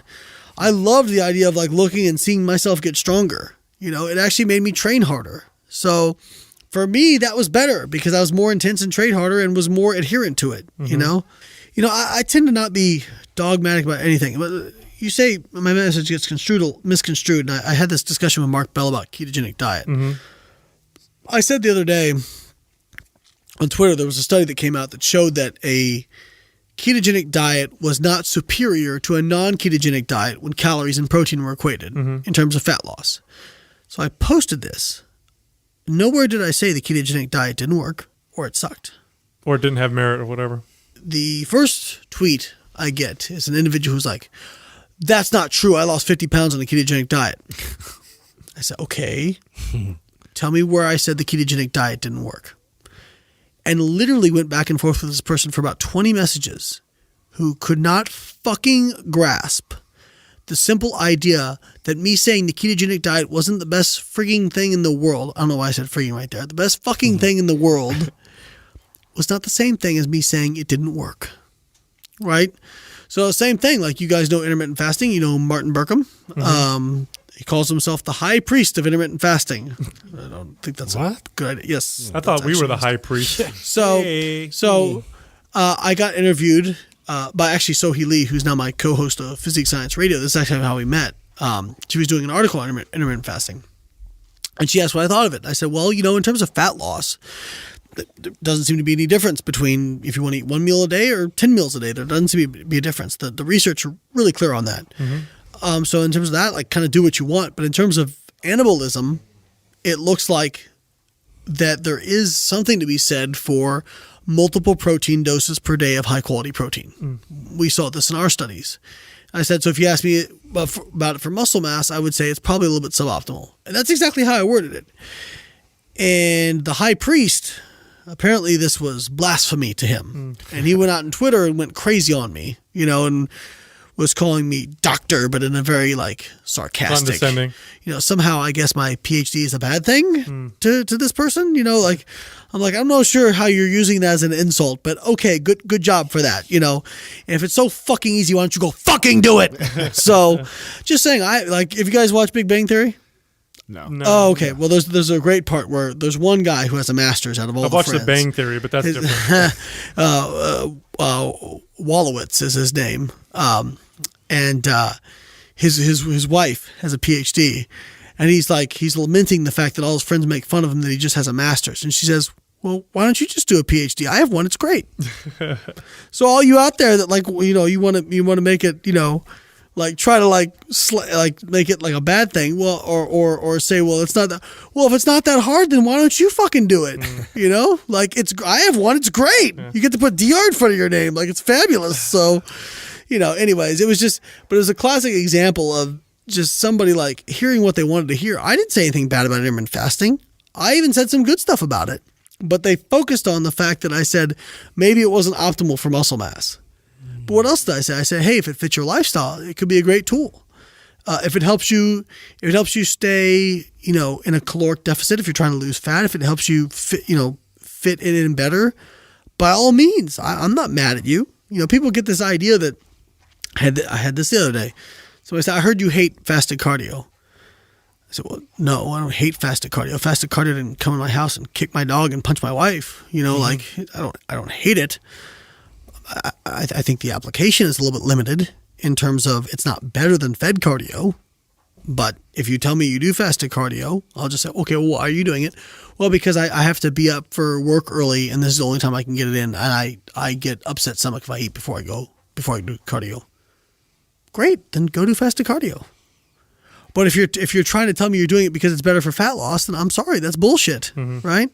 So I'm not anti-ketogenic diet. I'm not anti-fasted cardio. I'm not anti-intermittent fasting. I'm not anti any of this stuff. I'm just anti-fucking bullshit. It's the dogmatic part. Yeah, It's the dogmatic part. I hate dogma, man. It drives me absolutely And you guys were talking about something earlier, made me think of something. Knowledge, in a way, is a burden. Because once you have knowledge and you're not ignorant anymore, ignorance is bliss. It really is. Once you have knowledge and you have enough of it, you have to look at something and go, that's bullshit. Like it's like my, I'll get friends every once in a while. Talk about how fucking hard it is to make money in the fitness industry when you feel that way. Oh, it's so hard. God, I mean, if I came out with the 5 foods that worked, or when I went in to do my PhD, I wanted to find magic foods. If I had found magic foods, we wouldn't be having this conversation here. We'd be having it on my private jet. You know what I mean? So it's when I come out and I say, well, this matters only in this situation, and I'm giving context and everything, and I'm kind of, and I tell you, I don't know about certain stuff, like, that doesn't help me sell you shit. It's because I'm just not willing to fucking lie to you about it. But I think it gives you longevity in this industry because you haven't gone anywhere. Since you've come and since you've been in the industry, till now, continue to grow. We've seen, not only that, we've seen the rise and fall of many bullshit people and supplement companies. We talked about shreds when we first started. We saw that whole. What's up, Devin? Yeah. What's up, bro? So Joey Schwolls. Especially in the age of information, I think it's great. What is in the future for you? Where are you going? What's next? Change the world. So I arrogant Layne can come out for a second. I thought he was already out. He laughed? Like, really, Layne? Really? When did he leave? Careful. Level 2. Here we go. My buddy Ed always says, is that a hot air balloon or is that at BioLane's head rising over West Tampa? So, but I really feel like that my reach is only limited by how many people I can get in front of. I feel like if I can get in front of people, I can talk sense to them. Like, that's why I want to get on Rogan, not because I hate Joe Rogan, because I actually feel like he's a very, very smart guy, right? I feel like some people have given him I feel bad for him because I feel like some people have come on his show and dropped bad fucking information and sold bullshit. What's the last one that you've seen him that he's had like that? I don't Gary know Taubes. Who's that? I don't know who that is. Low carbohydrate zealot. Gary Taubes was an epic. He's a journalist. He's a fucking journalist. Yeah. Gary Taubes was an epic. I told you guys that story last night. I'll tell it again. Gary Taubes was an epic fitness summit in the UK, and I think it was 2015. And I was there. It was a great lineup. Like, there's Brett Contreras, there's Alan Aragon, James Krieger, like a lot of myself. A really great lineup. Greg Nuckols, And I just was born with the gene of, 1, not giving a fuck, and 2, being incapable of bullshit. So I have a hard time, like, acting friendly towards somebody who I know is a charlatan. So Alan and Gary are having a debate, and I use debate in quotations. It's more like a fucking dismantling by Alan, right? And Gary is the only person in the room who believes he's winning, I was actually like, I don't like Gary Taubes. I was fucking embarrassed for him. I really was. I felt bad for him. I'm just like, wow, you're not even cognizant of the fact that you're getting completely dismantled right now. And as Alan's going through all these studies, this is basically like Gary's belief that sugar is evil and the cause of everything from global warming to, I don't know, Trump getting in office. And Alan's going through all these studies and dismantling this argument, right? And Taubes' fallback is, well, that study was funded by this person. It was funded by that person. Oh, well, that couldn't be right. This and that. And then he has the audacity to say, he's not quoting any studies, but he has the audacity to say, well, I'm funding studies that are going to prove this. just to show you're not a scientist. You never come at it from the angle, well, this study's going to show this. hi, your bias is showing. Yeah. You know, and I put my hand up because I just couldn't fucking stand anymore. And I said, so you're saying that all of Allen's studies that he used, it's very convenient that all the Allen studies are somehow biased, but all the ones you're going to fund are beyond reproach. By the way, his studies got done and showed the exact fucking opposite thing that he said, right? And then when they came out with that, he still came out and said, I don't believe this. And Allen asked him, he said, if you had enough evidence presented to you, would you change your mind? And he said no. How the hell can anybody take somebody like that seriously? Well, that's you are talking about a religious zealot that has decided to make low carbohydrate their religion of choice. We also have anti-artificial sweetener zealots. We have anything paleo zealots. We like intermittent fasting zealots. It's like they're more concerned about belonging to a group. I feel like it's. I feel like it's everywhere in fitness. We take a little bit of science or a little bit of something that we find out, and we just especially if it works for you individually, you know, right? And you're going to go 100% in. And so, of course, when fight that fact. when Taubes went on Rogan, you know, because Rogan likes the ketogenic diet, does the ketogenic diet. That's no problem. Like I've talked about the applications of a ketogenic diet.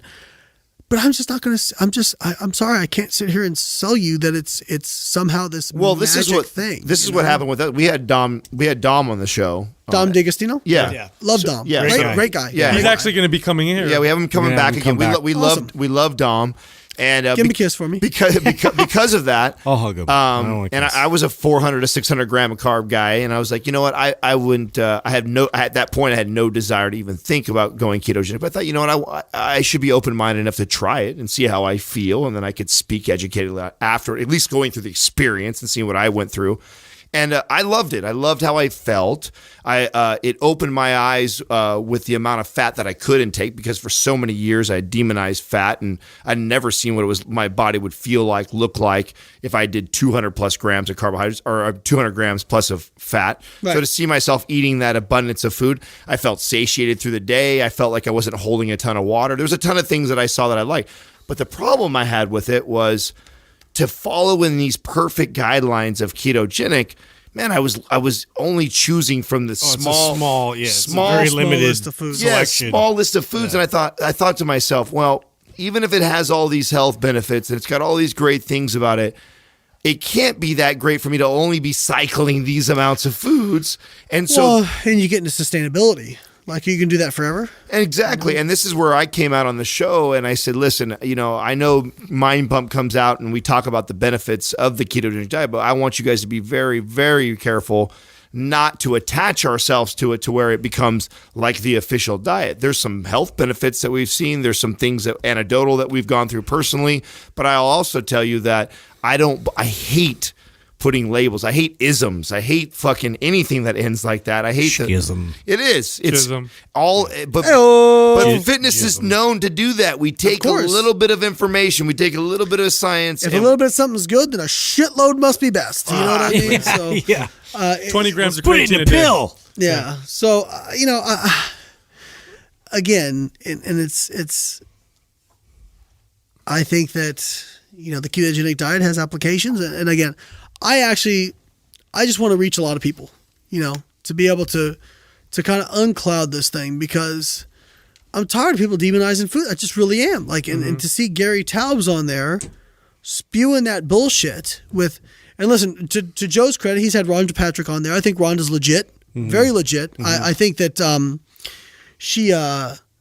I love her, by the way. I disagree with her on certain things, but for most part, we agree on most things. Yeah. You know, and I love her podcast. She's got a great podcast. Yeah, she's great. And so I just feel like I would love to provide an opposing point of view, and I think he's a smart man. It's important to have that. So I would love to do that, to be able to reach a lot of people. So right? So you just want to get on mediums where you can reach. Yeah, and whether it's Rogan or it's the Today Show or whatever. Like I tweeted the other day, like I saw something on, I forget what's mainstream.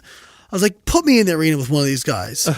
I'll fucking annihilate them. I don't have to curse either. I can actually debate without cursing. I just choose to on this because it emphasizes my fucking point. Yeah. So, and for all of you sensitive snowflakes out there, I'm not sorry. Hey, you're in good company here. Yeah, though, so that's- There's none left. Yeah. So, it's one of those things that I just want to be able to help people. Like at the end of the day, I want to do that. And that's why, shameless plug incoming, I created something like Avatar Nutrition. So for those who aren't familiar, Avatar Nutrition is a custom flexible dieting service where you can go, and we did it last night, right? Adam entered in his height, his weight, body fat, all these different Activity, all that stuff. metrics. Like, I mean, you saw it. There was probably 10 to 15 metrics you have to enter in. Very detailed. Adam, we're talking about you entering in your information into Avatar. And at the end of it, it spit out a macronutrient intake for him for reverse dieting. And I think, you were pretty impressed with how close it got it in terms of what you thought it should be. Absolutely. And I thought it was pretty funny, too, because I think you thought that I was going to expect more protein right out the gate. Yeah. Well, Thought I was a bro there for a minute. Yeah, you're quasi bro, so, but it's, we've really, we really listened to our users. We put a lot of features in there. So for people who are used to a lot more protein and who enjoy that, we even say, listen, this protein, we have a protein boost option, right? And it says on the protein boost option, you're not getting any more anabolic benefit. But if you like more protein, here, you can use this slider and you can take it up to a certain But amount. even then, you're not even pushing beyond 2.8 grams per kilo. Yeah. You're like 1.3 grams per pound. Like Yeah. we don't let you go to Avatar will not let you get into retard territory. Sorry. Sorry, that's very insensitive. That's wrong. Stupid territory. How about that? You're not recommending like there's another PhD. 2 grams per pound. Yeah, there's another PhD in the fitness industry that recommends two. Is he two currently plus. involved in a lawsuit? Yeah. Okay. Yeah. Does he sell protein? Yeah. Oh, hey, look, Layne Norton sells protein, and he's sitting here saying that 0.8 grams per pound is probably enough. Oh my God! God, I'm doing this business thing wrong. You know what I mean? Well, man. can we talk a little bit about how you? You structured that relationship when you did your Well, supplements. hang on, let me finish talking about Avatar. Oh yeah. So just real quick, Finish your shameless plug. Well, no, because I really do honestly feel like this is going to be the thing that changes the world for me. Because you think about this, my MyFitnessPal sold to Under Armour for $500,000 or $500 million. Yeah, right? 500 million. All it does is track your intake, crowdsourced macronutrient intake tracker. This will generate custom macronutrient recommendations, custom nutrition recommendations based on your individual metabolism, and then we'll adjust them based on how you progress every week. Not only that, but every time you check in every week with your weight and body fat, those sorts of things. And if you don't have calipers or way to measure body fat, we have a calculator on the site. It'll not only change your macros to optimize things, but it will give you a pop-up that says, hey, this is what happened and this is why we did it, right? So eventually we've had some people who have used the service for so long, they said, I canceled the service not because I wasn't happy, but because I understood how to do things. Mm-hmm. Like it taught me how to do things. We're not looking to have people on for a lifetime. We're looking to have them on and be able, because we'll always be enough clients. There's always enough clients out there.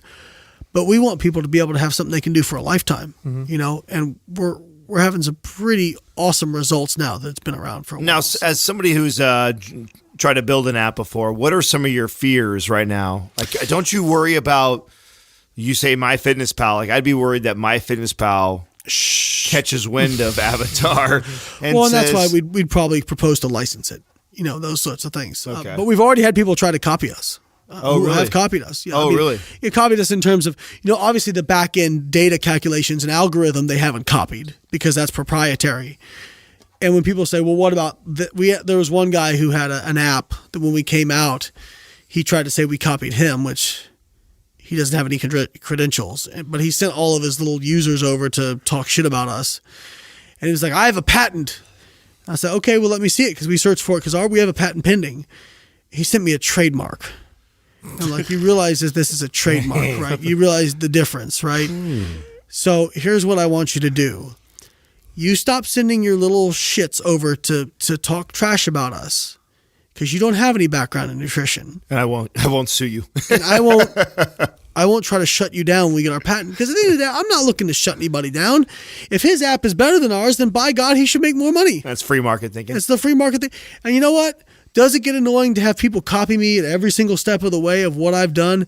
Absolutely. Absolutely. Stop being so mean then, It's bro. proof of concept. That's how I see it. Stop being so mean. But you know what?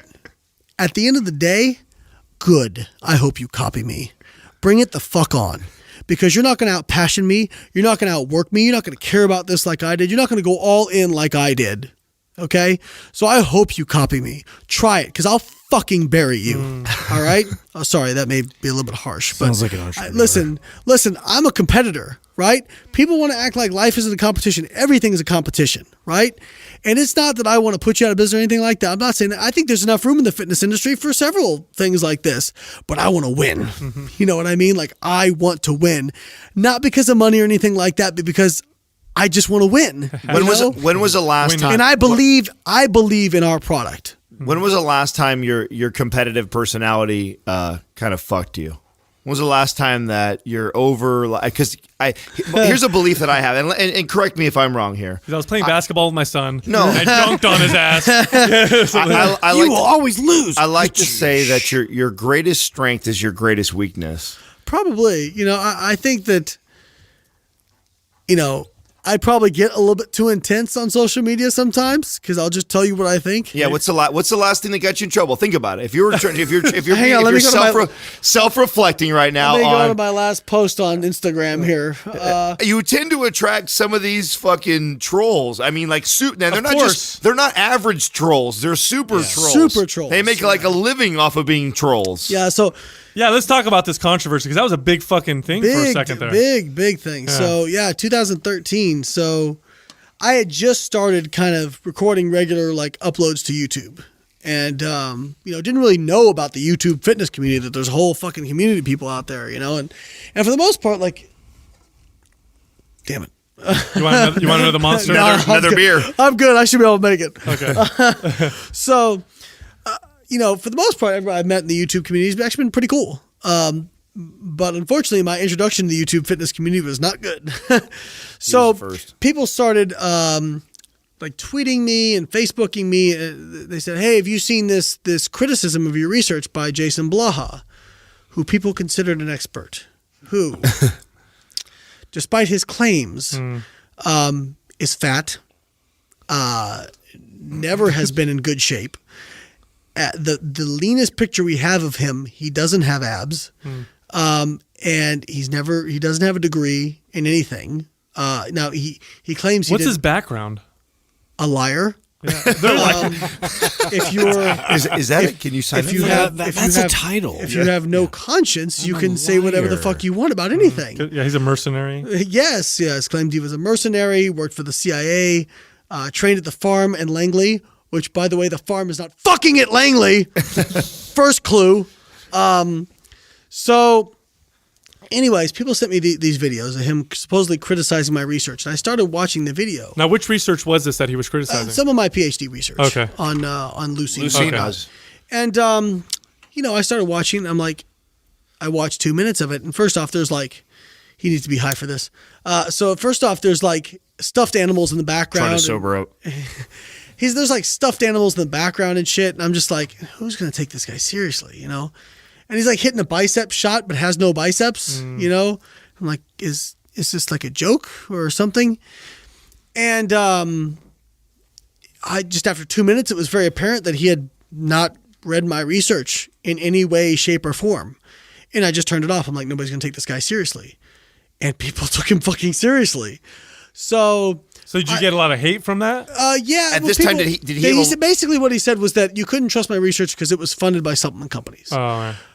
Which it wasn't. How large of a following did he have this time? Was he pretty big? It was probably between Facebook and YouTube around 100,000. Oh, okay. So God, he has that many fucking followers. It's disturbing. I'm actually, I'm actually less mad at him and more upset that people would be willing to follow somebody like that. Well, come on, Like, we got the Kardashians that are for freaking example, famous, for you God's know, sake. if you have a sign on a fence and it says "Beware, rabid dog," and you go inside and you get bit by the dog, should you be mad at the dog or are you just a fucking idiot? No, you shouldn't be mad at the dog. The dog did what it's going to do. He's got some kind of disorder. He's going to do what he's supposed to do. You're just not supposed to follow him and take him fucking seriously, right? So, in any case, I made a tweet. So this is one of those examples where I should have just been like, the guy's a lunatic. He's weird. I should have just ignored him. Yeah. Right? But That's very self-aware for you to pick that up now. so yeah, well, I've had a lot of likes experience. So I made a tweet, something to the effect of, you know, yes, some guy sitting on his couch recording to a camera is better qualified to discuss my research than me. And this is one of those guys who is an escalator, right? He'll never de-escalate a situation. Will never admit that he was wrong about anything. Anything. And I've got a story about that I'll tell here in a second. And so then he needed to take it to the next level, which was not only was my research fabricated, but I was also on steroids. And people just accepted this as fact, right? And it actually, like, it generated, I mean, hundreds, if not thousands of comments on my YouTube, emails. And, you know, I could have tolerated most of it until I remember he put out a video the day my son was born, like, to generate hate. Don't tell me that was by accident. Wow. He did the same thing to Jerry, which I'm not a big fan of Jerry Ward, but the day Jerry Ward's dad died, Blaha put out a video talking shit about Jerry Ward. That dude's filthy, huh? Oh, he's a piece of shit. So, and I have no problem saying that. Like, he's a human piece of fucking shit. There's no redeeming qualities about this individual. And just, I have so many. So, anyway, some of his fans, one of them in particular said that he would like to beat my wife and beat my son till he's a paraplegic. And I don't care. People say, oh, well, you can't take that serious. That's just somebody messing around. I don't give a fuck. If you have kids, anybody out there who has kids, if that doesn't raise the hairs in the back of your neck and make you want to go fucking ape shit, there's something wrong with you. You know what I mean? So I finally got to the point where I'm like, I'm not going to, you know, some people need to realize that there's consequences to their actions. You can't just say whatever the hell you want and have nothing happen. Yeah. So I lived in the UK.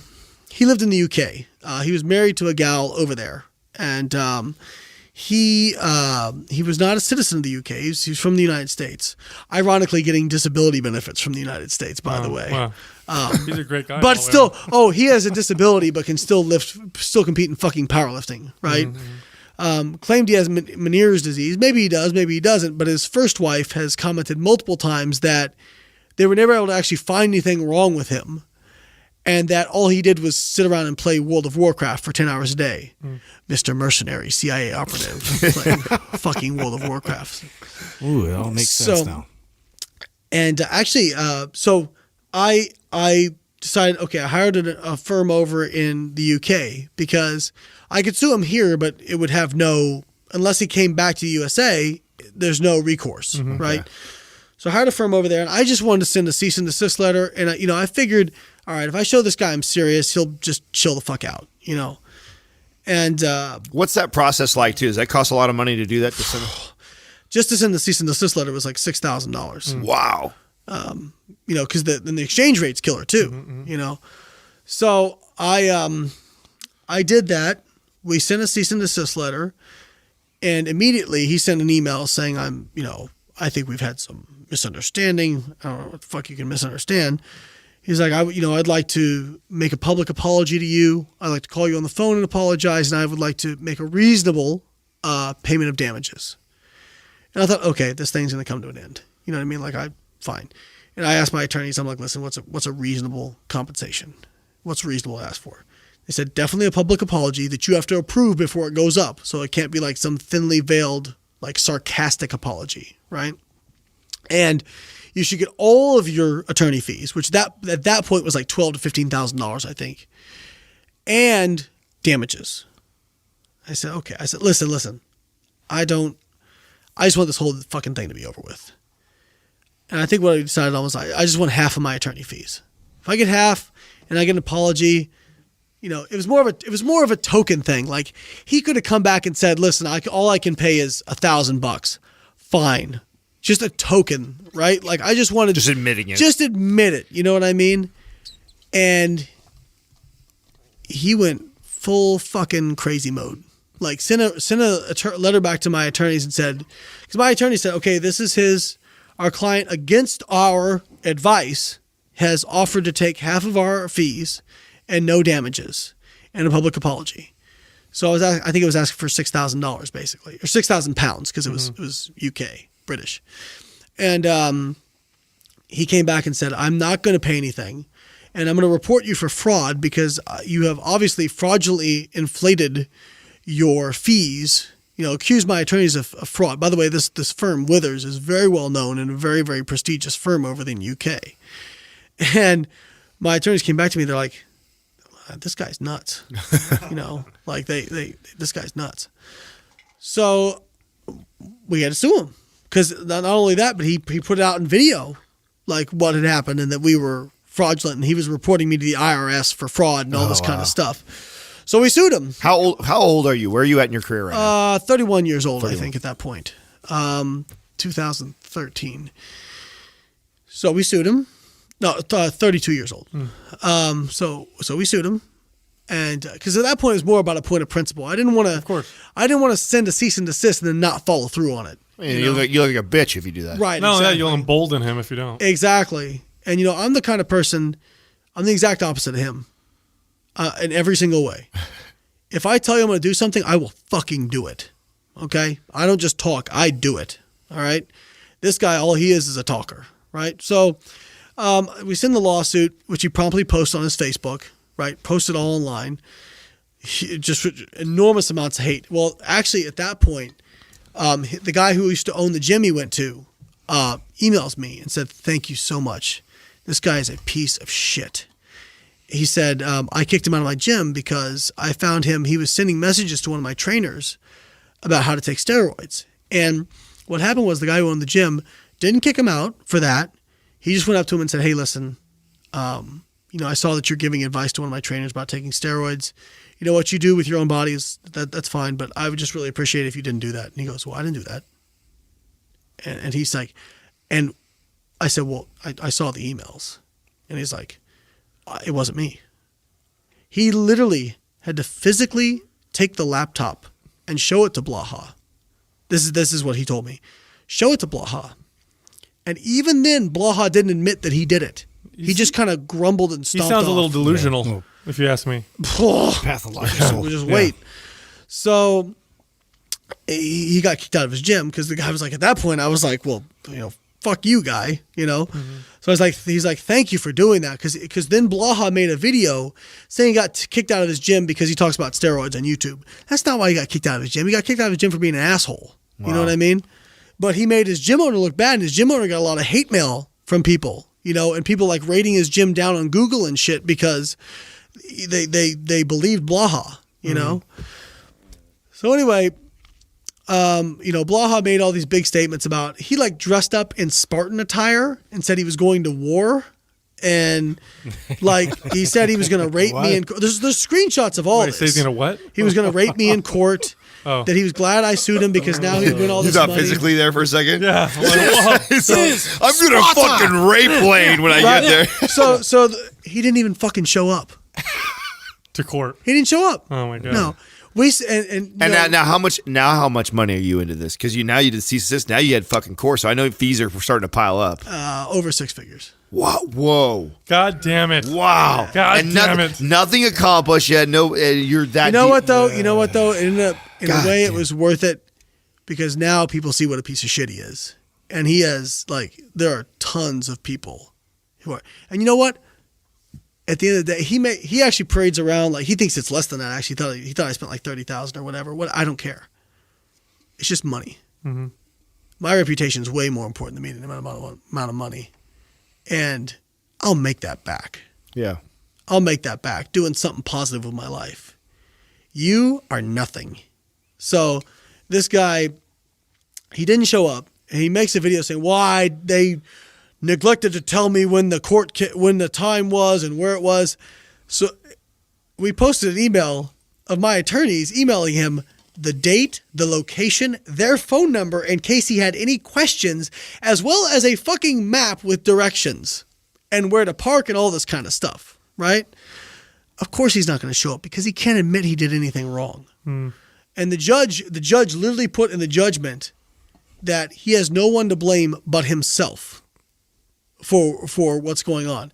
So he got a judgment. It was like 23,000 pounds of an intermittent payment that he was supposed to pay me, interim payment, while they're waiting to assess damages. Yeah. How many pounds have you received? Yeah, big zero. Yeah, That's the shitty part about stuff like this, you know. No. And what you find is, like, I tell people now, like, avoid lawsuits at all costs if you can, because somebody can just not pay you. Like, if they're a piece of shit, they just won't pay you. You know. So but you know what? He had to move back to the States because you know what? Other countries, when you're not a resident, when you're not a citizen, they don't like it when you move over there and start a bunch of shit, you know. And he found out that, at least this is my best guess, my best guess is his wife actually probably got sick of his shit, because he made a threat against my wife and son. I have it screenshotted, and it said, well, because if you're bankrupted because of a debt that you don't pay, they can actually deport you if you're not a citizen. And he said, well, if I am forced to be away from my wife, I will have to take his family out as revenge. Literally said that. And obviously, again, the father, the husband, and me, I tell my attorneys, they're like, listen, we're going to call the police. This is some serious shit, you know. So they called the police. Police went to him, and his excuse was, first it was, somebody hacked my Facebook. And then when that didn't work, it was, I let some other people log onto my Facebook. And then months later, after him and his wife separated, it was, my wife was trying to get back at me and she did it, right? Again, complete and utter failure to take responsibility for anything, right? So, and you know what? If the guy, like, originally, let's go back, reverse back to when the first thing happened. If he would have just been willing, you know what? I can't afford to pay anything. I have no money. Can I just do an apology? And I'm really sorry. Fine, dude. Fine. But he's incapable of doing that, right? What does it feel like being a father and having a child, like, and knowing what you've had to deal with like social media as a grown ass man to this level? That's why you don't see me post much stuff about my kids. To be honest with you, it's got to scare the fuck out of you. It scares me, man. I never put my kids on it. Scary, ever. Scary.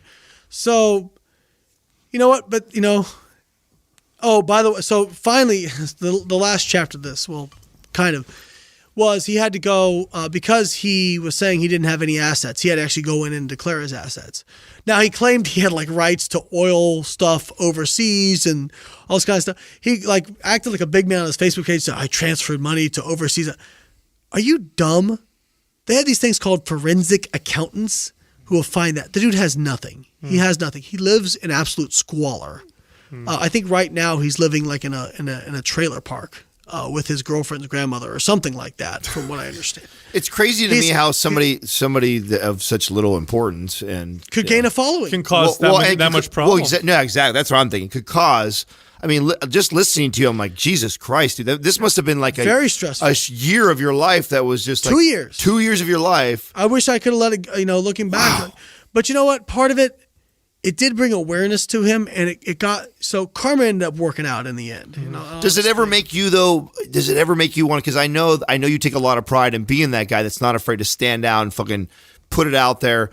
Does it ever make you kind of want to be a little more reserved because of that? Because that happened to you? Sure. I mean, it could have gone to my son's college account. You know what I mean? Like, sure. Like, but it's got to have you got to have conflicting feelings with that. You got to, part of you biggest, wants to be like, fuck you, I want to take everybody on. But then there's going to be part of you right now that's just like, shit, dude, maybe I'm bringing some of this onto myself because you know what though? If you want to avoid criticism or people disliking you, say nothing, do nothing, be nothing.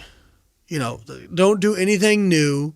Yeah, but don't you feel like some of that's our ego talking to us, feeling that we probably have to, right? Yeah, I'm not going to sit here and tell you I don't have an ego. Absolutely. Well, we all do. We all do. I think that's part of accepting that is a big part. Absolutely. Right? But you know what? At the end of the day, most people that go out and do stuff that actually like has a legit impact on the world, They weren't people who stood in the shadows and were like, oh, I think I kind of want to do this. And in some way, they were very big personalities. Now, mine had not been like outspoken, but they were very big personalities in some way. You know what I mean? Oh, absolutely. So, if this was the cost of doing business, it was the cost of doing business. And at least I learned something from it. Well, I think you learned to direct it better. Yeah, because I think I agree with you that. You recognize that, okay, this is either like a sociopath or a psychopath or something. You know what I mean? And you just go, okay, whatever. They're going to get theirs. And so when he went to the meeting where he had to declare his assets and basically declared he had nothing other than a disability check, which you can't touch. It's amazing, by the way, how much the system protects pieces of shit. Like, it's amazing how much it protects pieces of shit and not good people. He looked straight at the judge and he looked straight at my attorney, apparently. I wasn't there. They had a transcript of everything and says, by the way, I have an insider in your firm. That's so weird. Like, you got to give him some credit for some funny shit, though. I wouldn't even think to say that. Like, it's like, it had to be something where he was a big man. Yeah. You know what I mean? Yeah. And, you had an insider in the firm, but you couldn't figure out where the fuck the court case was, like you couldn't figure out how to get there. The insider neglected to mention where the actual, judgment was located. Oh, jeez. So, fortunately, karma tends to work. I don't believe in karma in a spiritual sense. I believe in karma in a practical sense. How long has it been since you've So I kind of just, at a certain point, we got to the point where all I could do was bankrupt him.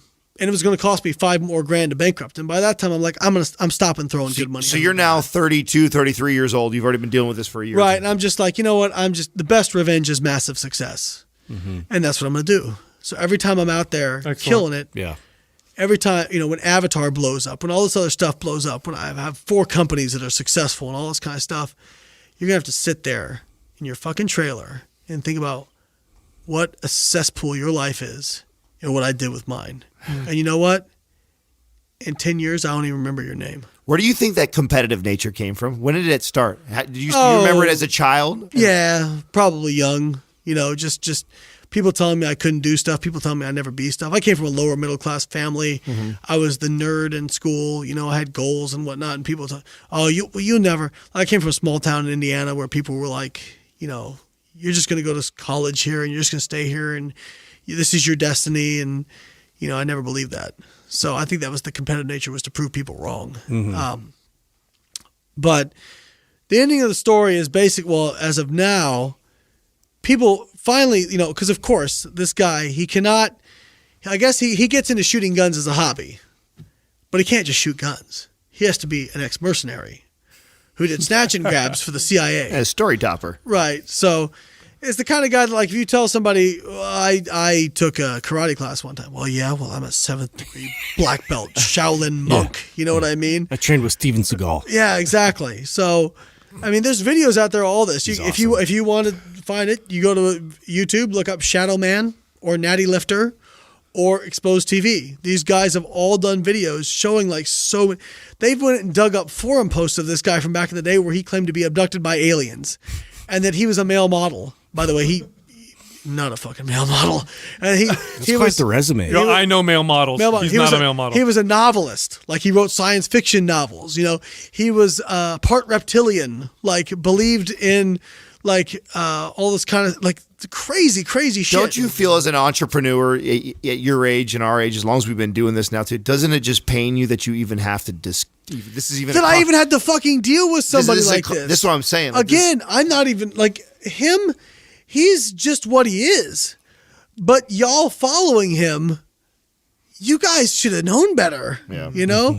So fortunately now there's a whole group of people who they hate this guy because they see all the lies he's told. I knew this guy was a liar from the first second I saw all this stuff. It's a shame it took 3 years for people to figure it out. But now, I mean, he has to hide his subscriptions on YouTube. He has to put out 4 videos a day with 4 ads in each single video. I mean, he doesn't even try anymore. There's a video of him that Shadow Man posted where he like literally sneezes, wipes it on his jeans, and he doesn't even bother to edit it out.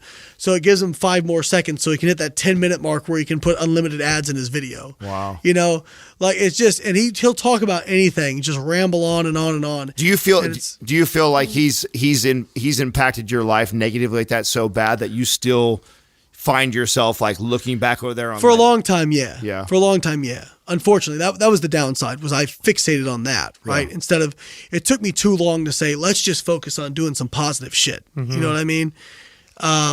But you know what? I figured it out. At a certain point, I figured it out. And now like what I did was Paul got pissed at me because he's like, dude, you're getting reinvested. But it's just me having fun. Like I just poked the bear. So I challenged him to a debate in an academic forum. And I said, you can pick the topic and you can pick the moderator as long as it can be anybody in academia, which with your extensive... this is recent. Like a couple months ago. Oh, shit. I said, with your extensive research background... I can't believe you're still fucking with this guy. With your extensive research background should be easy, right? And so first off, he ignores it. And then when enough people come to his channel, he realizes he can't ignore it. He says, well, basically, literally says that he doesn't want to come to the debate because he's certain that I'm going to have somebody try and take him out. Like actual assassins. Bro, everybody ninjas on standby. At that point, everybody knows what the guy's address is. Okay. Do you think if I was going to take you out, first off, I would have done it before I spent so much fucking money, right? Second off, you wouldn't do it when he's right in front of you. Why would I do it when you're in the same room as me, dude? You know? So fine. I was like, all right, fine. I wanted to give him no ways to back out of this because this dude jump cuts. He's Googling stuff. Like he just regurgitates everything online. If I get him in a debate about something that's actual science, he's going to get eviscerated, you know? So I said, I'll pay for your trip. You can pick whatever the topic. So he comes back and here's his terms. I said, well, let's do a Skype debate, right? Skype debate. I can't crawl through the fiber optic cable and get you, you know? And he says, okay, you have to pay me 1 month of my YouTube income. You have to, it has to be either about competitive shooting. I don't know how you fucking debate that. So he picked a debate topic. Yeah. Or virtually. Or drug testing, which I know what he's trying to do with the drug testing. If I come across this knowledgeable about drug testing, then he can say I'm not natty, right? You're not. Well, you know how to get around. You're not fucking clever, blaha. You know, you think you're playing checkers when you're playing fucking tic-tac-toe. You know, so and then he says, 1 month of his YouTube salary. So he's done this in every debate he's ever done, like with Lowblinder. Lowblinder wanted to debate him. And he came out and said, I have to be able to carry in the expo and have a firearm on me at all times. And if anybody approaches me aggressively, I need to have a signed release from the convention saying that I have the right to shoot them. Like literally fucking shit like this, right? And so, of course, like people can't meet those demands, right? So I was like, fine. Show me a proof of your income in terms of a tax statement. Or bank statement. That was a mistake on my part because, as for reasons I'll elaborate on. He's who wanted Lyle McDonald as the moderator. I said academia, Jason. Lyle's not in academia. Okay, somebody who actually has done actual research. Okay, sorry, Lyle, not sorry. So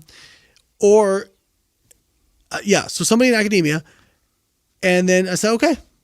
And so I waited. Months went by. Nothing happened. And all of a sudden, over this past month, he puts out a statement of his earnings, right? And it's like $4,200 is what he claims he earned in a month, right? And fortunately, there's a bunch of online detectives, and all it shows is a bulk transfer into his account, right? First off, it shows his balance before the transfer was $8.37. Oh, shit.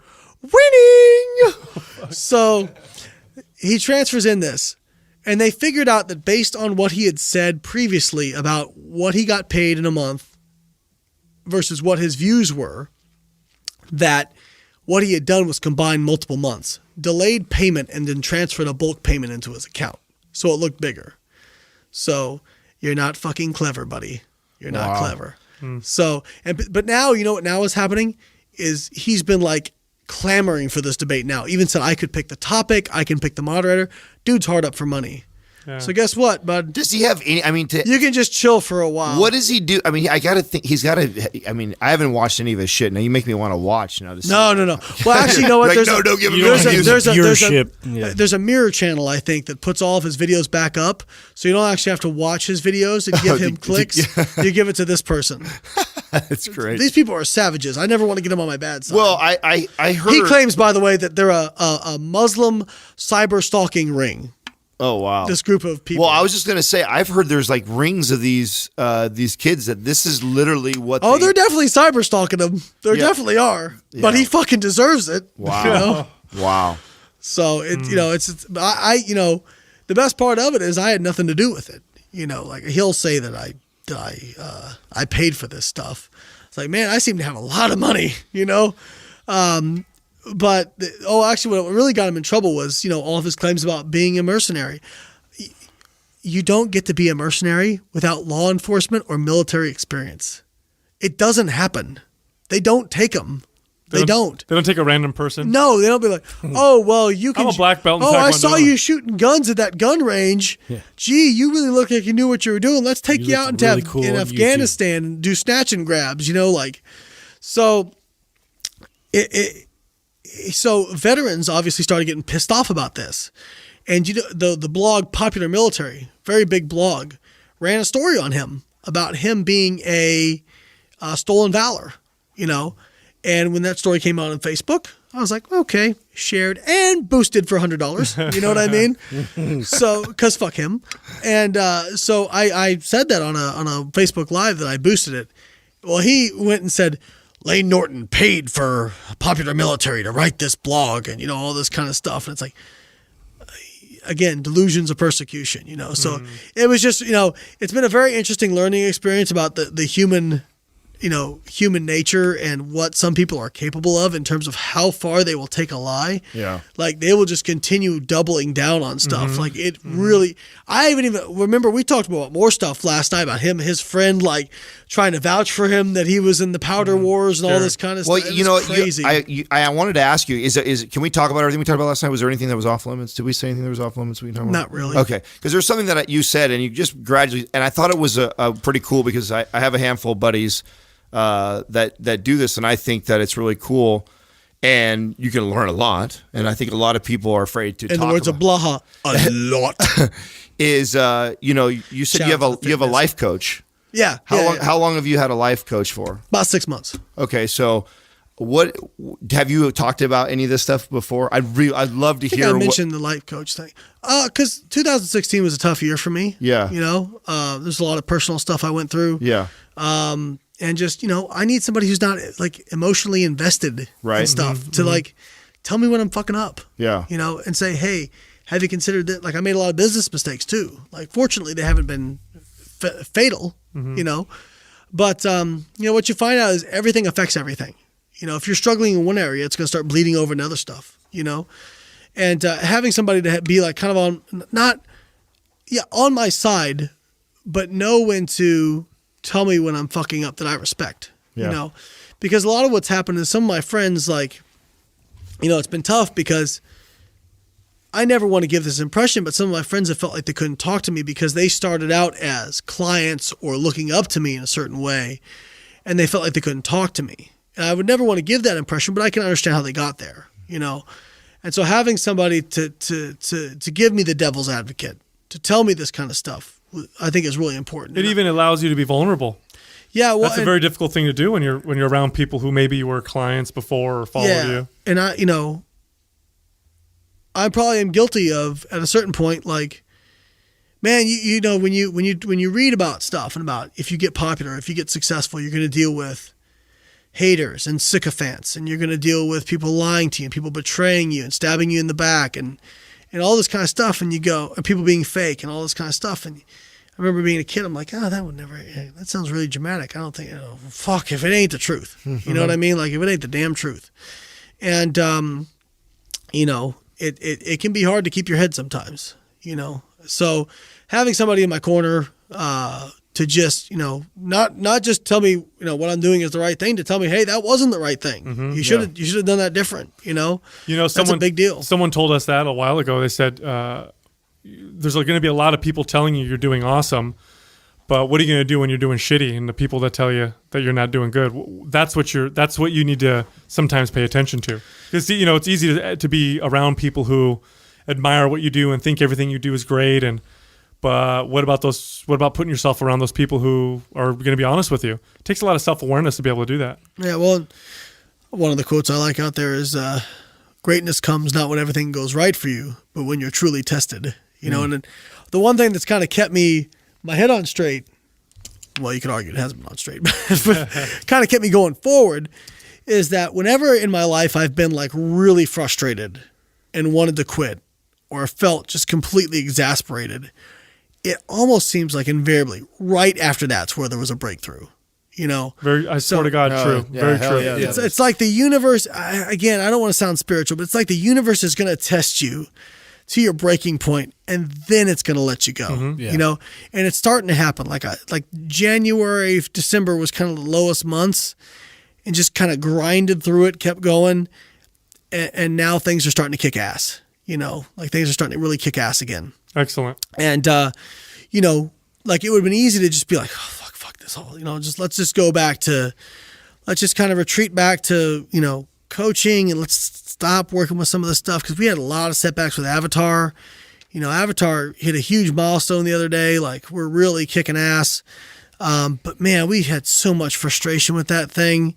So many failures with it. I mean, we had a lot of infighting in our company at a certain point because we were just so frustrated. And now it's just completely kicking ass, because we took all that negativity that we had and all that hurt we had about fuck you Socius Marketing and fuck you Type 2 Designs in Tampa, Florida. Both of you pieces of shit. We're not going to say any names, but boom, drop. I don't care. They're not going to. We have all the evidence. If they, the thing about people say, oh, you're worried about somebody's. Those who live in glass houses don't throw stones. Mm-hmm. Yeah. You don't want to go to court. Yeah. Because I've got all the dirt. Yeah. Right. So, and in the case of Type 2, possibly criminal charges due to fraud. So they just, but we sat around and at a certain point, these were web developers we paid to develop things for us and just completely, literally screwed us, just didn't do the work. And, come to find out that even if we sued some of these people, the chance that we collect is highly unlikely. So again, it's like, and we had this discussion, like, do we spend this time, this energy on vengeance, or do we say, let's double down, let's make this thing crush it, and then they're going to be bankrupt or whatever it is, and we're going to be kicking ass and floating on cloud nine. Let's do that. Mm-hmm. Let's stop throwing good money after bad. And you know what? I might not have had that perspective if I hadn't been through the whole Jason Blaha ordeal. And so maybe it was a blessing in disguise.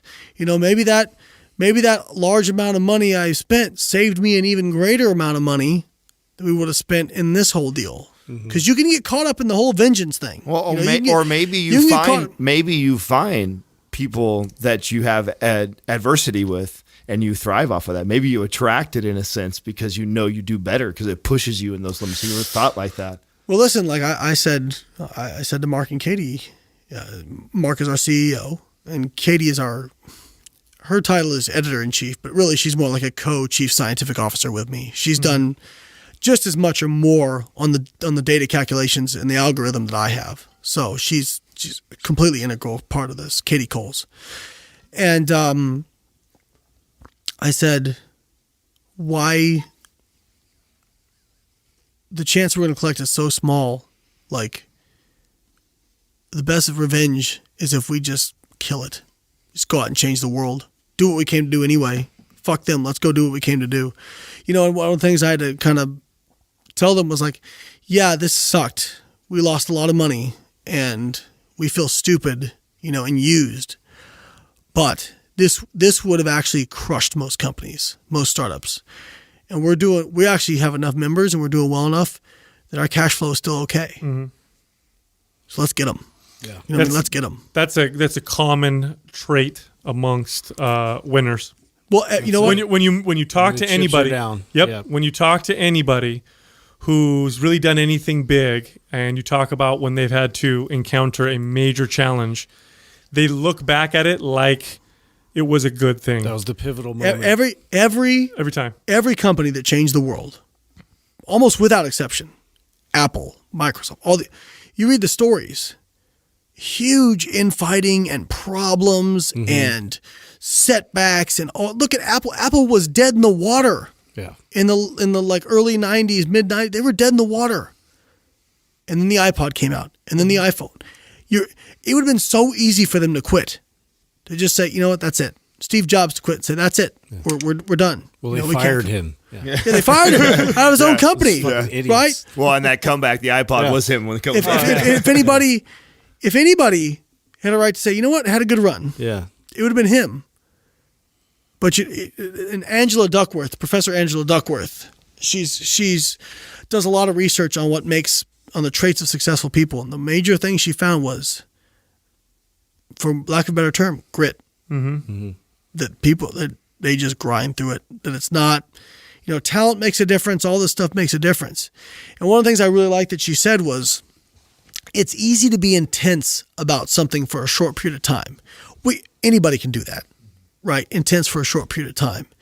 The people who make a huge difference and accomplish big goals are people who have stamina.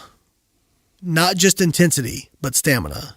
When they say success is a marathon, not a sprint, I mean, that is the damn truth. Oh, for sure. And most people, they go out and they say, my favorite motivational speaker is Les Brown. And he says, most people, they try something and it doesn't work the first time. And they go, oh, well, I tried some things, they didn't work out. Show me somebody who tried consistently, didn't quit for 20 years, and it didn't have it work out in some way. Even if it doesn't work out the way you thought it was going to work out, by not quitting, by putting the work in, you develop such fortitude and character that some other opportunity usually presents itself, right? Like I got into this, I wanted to be a natural bodybuilder and make money doing that. I don't make money doing natural bodybuilding shows now, but what I found was something better. I found something better,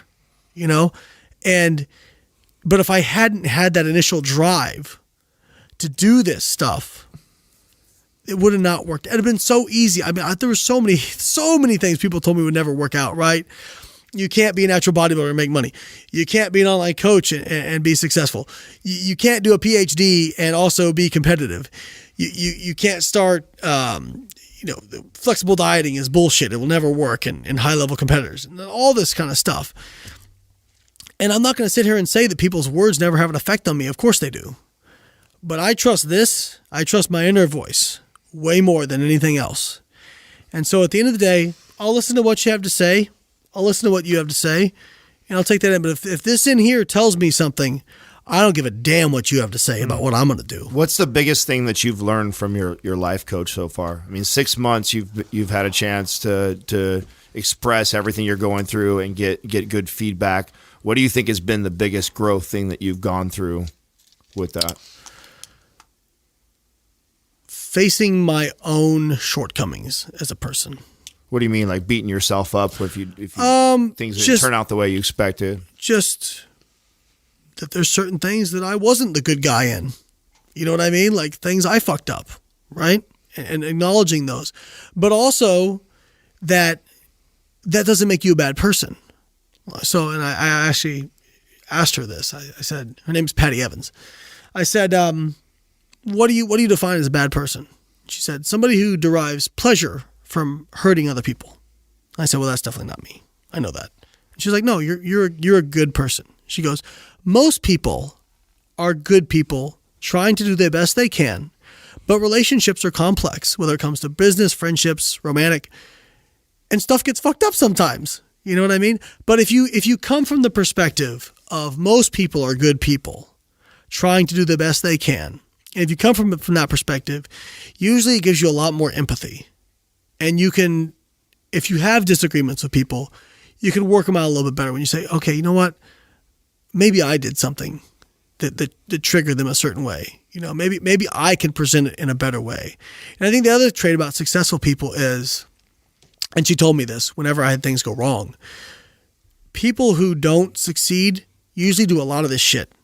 They're pointing fingers at everybody else. Windows and mirrors. Right. If something went wrong, it was about somebody screwed them over. It was, life's not fair, or they're unlucky, or this and that. Let me tell you something. As an adult, yes, bad stuff can happen to you. But on the whole, if your life sucks over a long period of time, the common denominator in your life is you. Okay? So guess who you need to be pointing the finger at to make a change, right? If the earth revolves around the sun enough times, maybe the earth revolves around the sun and the sun doesn't revolve around the earth, right? So if you're always having fucked up relationships, or, like I talked about that, like when I was in high school, all these, easy definition is girls say, I really like a nice guy. And they date assholes all the time. It's like, I wonder why I can't find a nice guy. They end up dating Adam. Or they're like, these Instagram girls like, I don't understand why I can't find a nice guy. And all they're doing is putting up ass shots and talking about, BDSM and shit. And it's like, Psalm 23:5. well, yeah.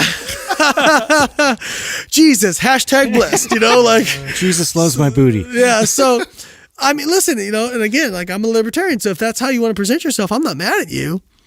But you have to understand how that's going to be perceived by a certain number of people, right? Of course. So if you've been doing things a certain way and getting a certain result, maybe the rest of the world isn't the problem.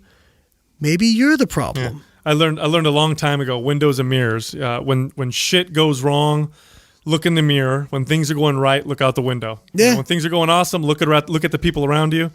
When shit's going bad, look at yourself and see what you can do. So absolutely, and yeah, I mean, I think that's hard to do. It's hard to put a mirror on ourselves because a lot of times, like what we're going to do when we put a mirror on ourselves, we see our insecurities. Well, this is why it comes with age, man. This is why I'm glad you were okay with me going this route. I wasn't sure if you were going to talk about it or not, because I think not enough of this gets talked about. And, you talk about the behind the scenes, the grinding, the failing. Well, not enough gets talked about when people get to a status like yourself or, are well known. A lot of people look up to and they think our lives are perfect and we don't have struggles and we don't question our own thoughts and our own actions. And so to hear someone like you share that and go through that, I think that's an important message that people should hear. Yeah, I tell you what, man, hearing you talk like this has been awesome. I've had an absolute great time talking to you. Thank you. Absolute great time talk. And I think I love this kind of stuff. At the end of the day, like when it comes to fitness, business, whatever, like I said, the only lesson you learned from lifting weights was to get a good physique or to get strong, you fucked up. You fucked up. Like you can learn so much more about yourself from lifting weights or running or anything that requires discipline, tenacity, and perseverance, and hard work. If you can't, why aren't you applying that to other aspects of your life? And one of the things when things get tough, and do you guys know Marcus Luttrell, Lone Survivor? One of my favorite books, bro, for sure. Awesome. So I actually, huge honor, got invited to play at his celebrity softball game in 2015. And went out there, met him and his wife, and met a lot of cool people. And I got invited on the Patriot Tour afterwards, which was him, David Goggins, and some other people, Taya Kyle, actually. And that was awesome. And one of the things he said that really resonated with me, and I think a lot of people, they get overwhelmed by standing at the bottom of the mountain and looking up to the top of the mountain of where they want to go, that big goal, right? And thinking, there's no way I can't make that. Whereas they should be focusing on what's the next notch in the mountain they need to grab, next step. right? And he said, and if you read the book, don't watch the movie, but read the fucking book. Like everything he went through.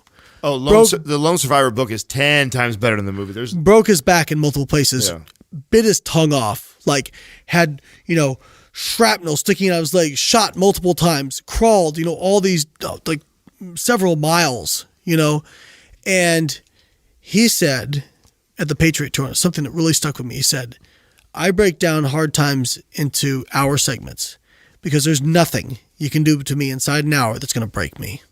Excellent. That's a great quote to end on. And so I say, you know what? If things get shitty, things get hard, I'm just going to focus on this hour. I love it. I love it. Fuck yeah. Layne, we got to have you come back on, man. We just recorded like a 4-hour, It was a marathon of episode. podcasting. I believe that was a record. It's been a blast, brother. Thank you, man. I had a good time. We appreciate having you come on. Thank you for listening to Mind Pump. If your goal is to build and shape your body, dramatically improve your health and energy, and maximize your overall performance, check out our discounted RGB Super Bundle at mindpumpmedia.com. The RGB Super Bundle includes MAPS Anabolic, MAPS Performance, and MAPS Aesthetic. 9 months of phased expert exercise programming designed by Sal, Adam, and Justin to systematically transform the way your body looks, feels, and performs. With detailed workout blueprints and over 200 videos, the RGB Super Bundle is like having Sal, Adam, and Justin as your own personal trainers, but at a fraction of the price. The RGB Super Bundle has a full 30-day money-back guarantee, and you can get it now plus other valuable free resources at mindpumpmedia.com. If you enjoy this show, please share the love by leaving us a 5-star rating and review on iTunes and by introducing Mind Pump to your friends and family. We thank you for your support, and until next time, this is Mind Pump.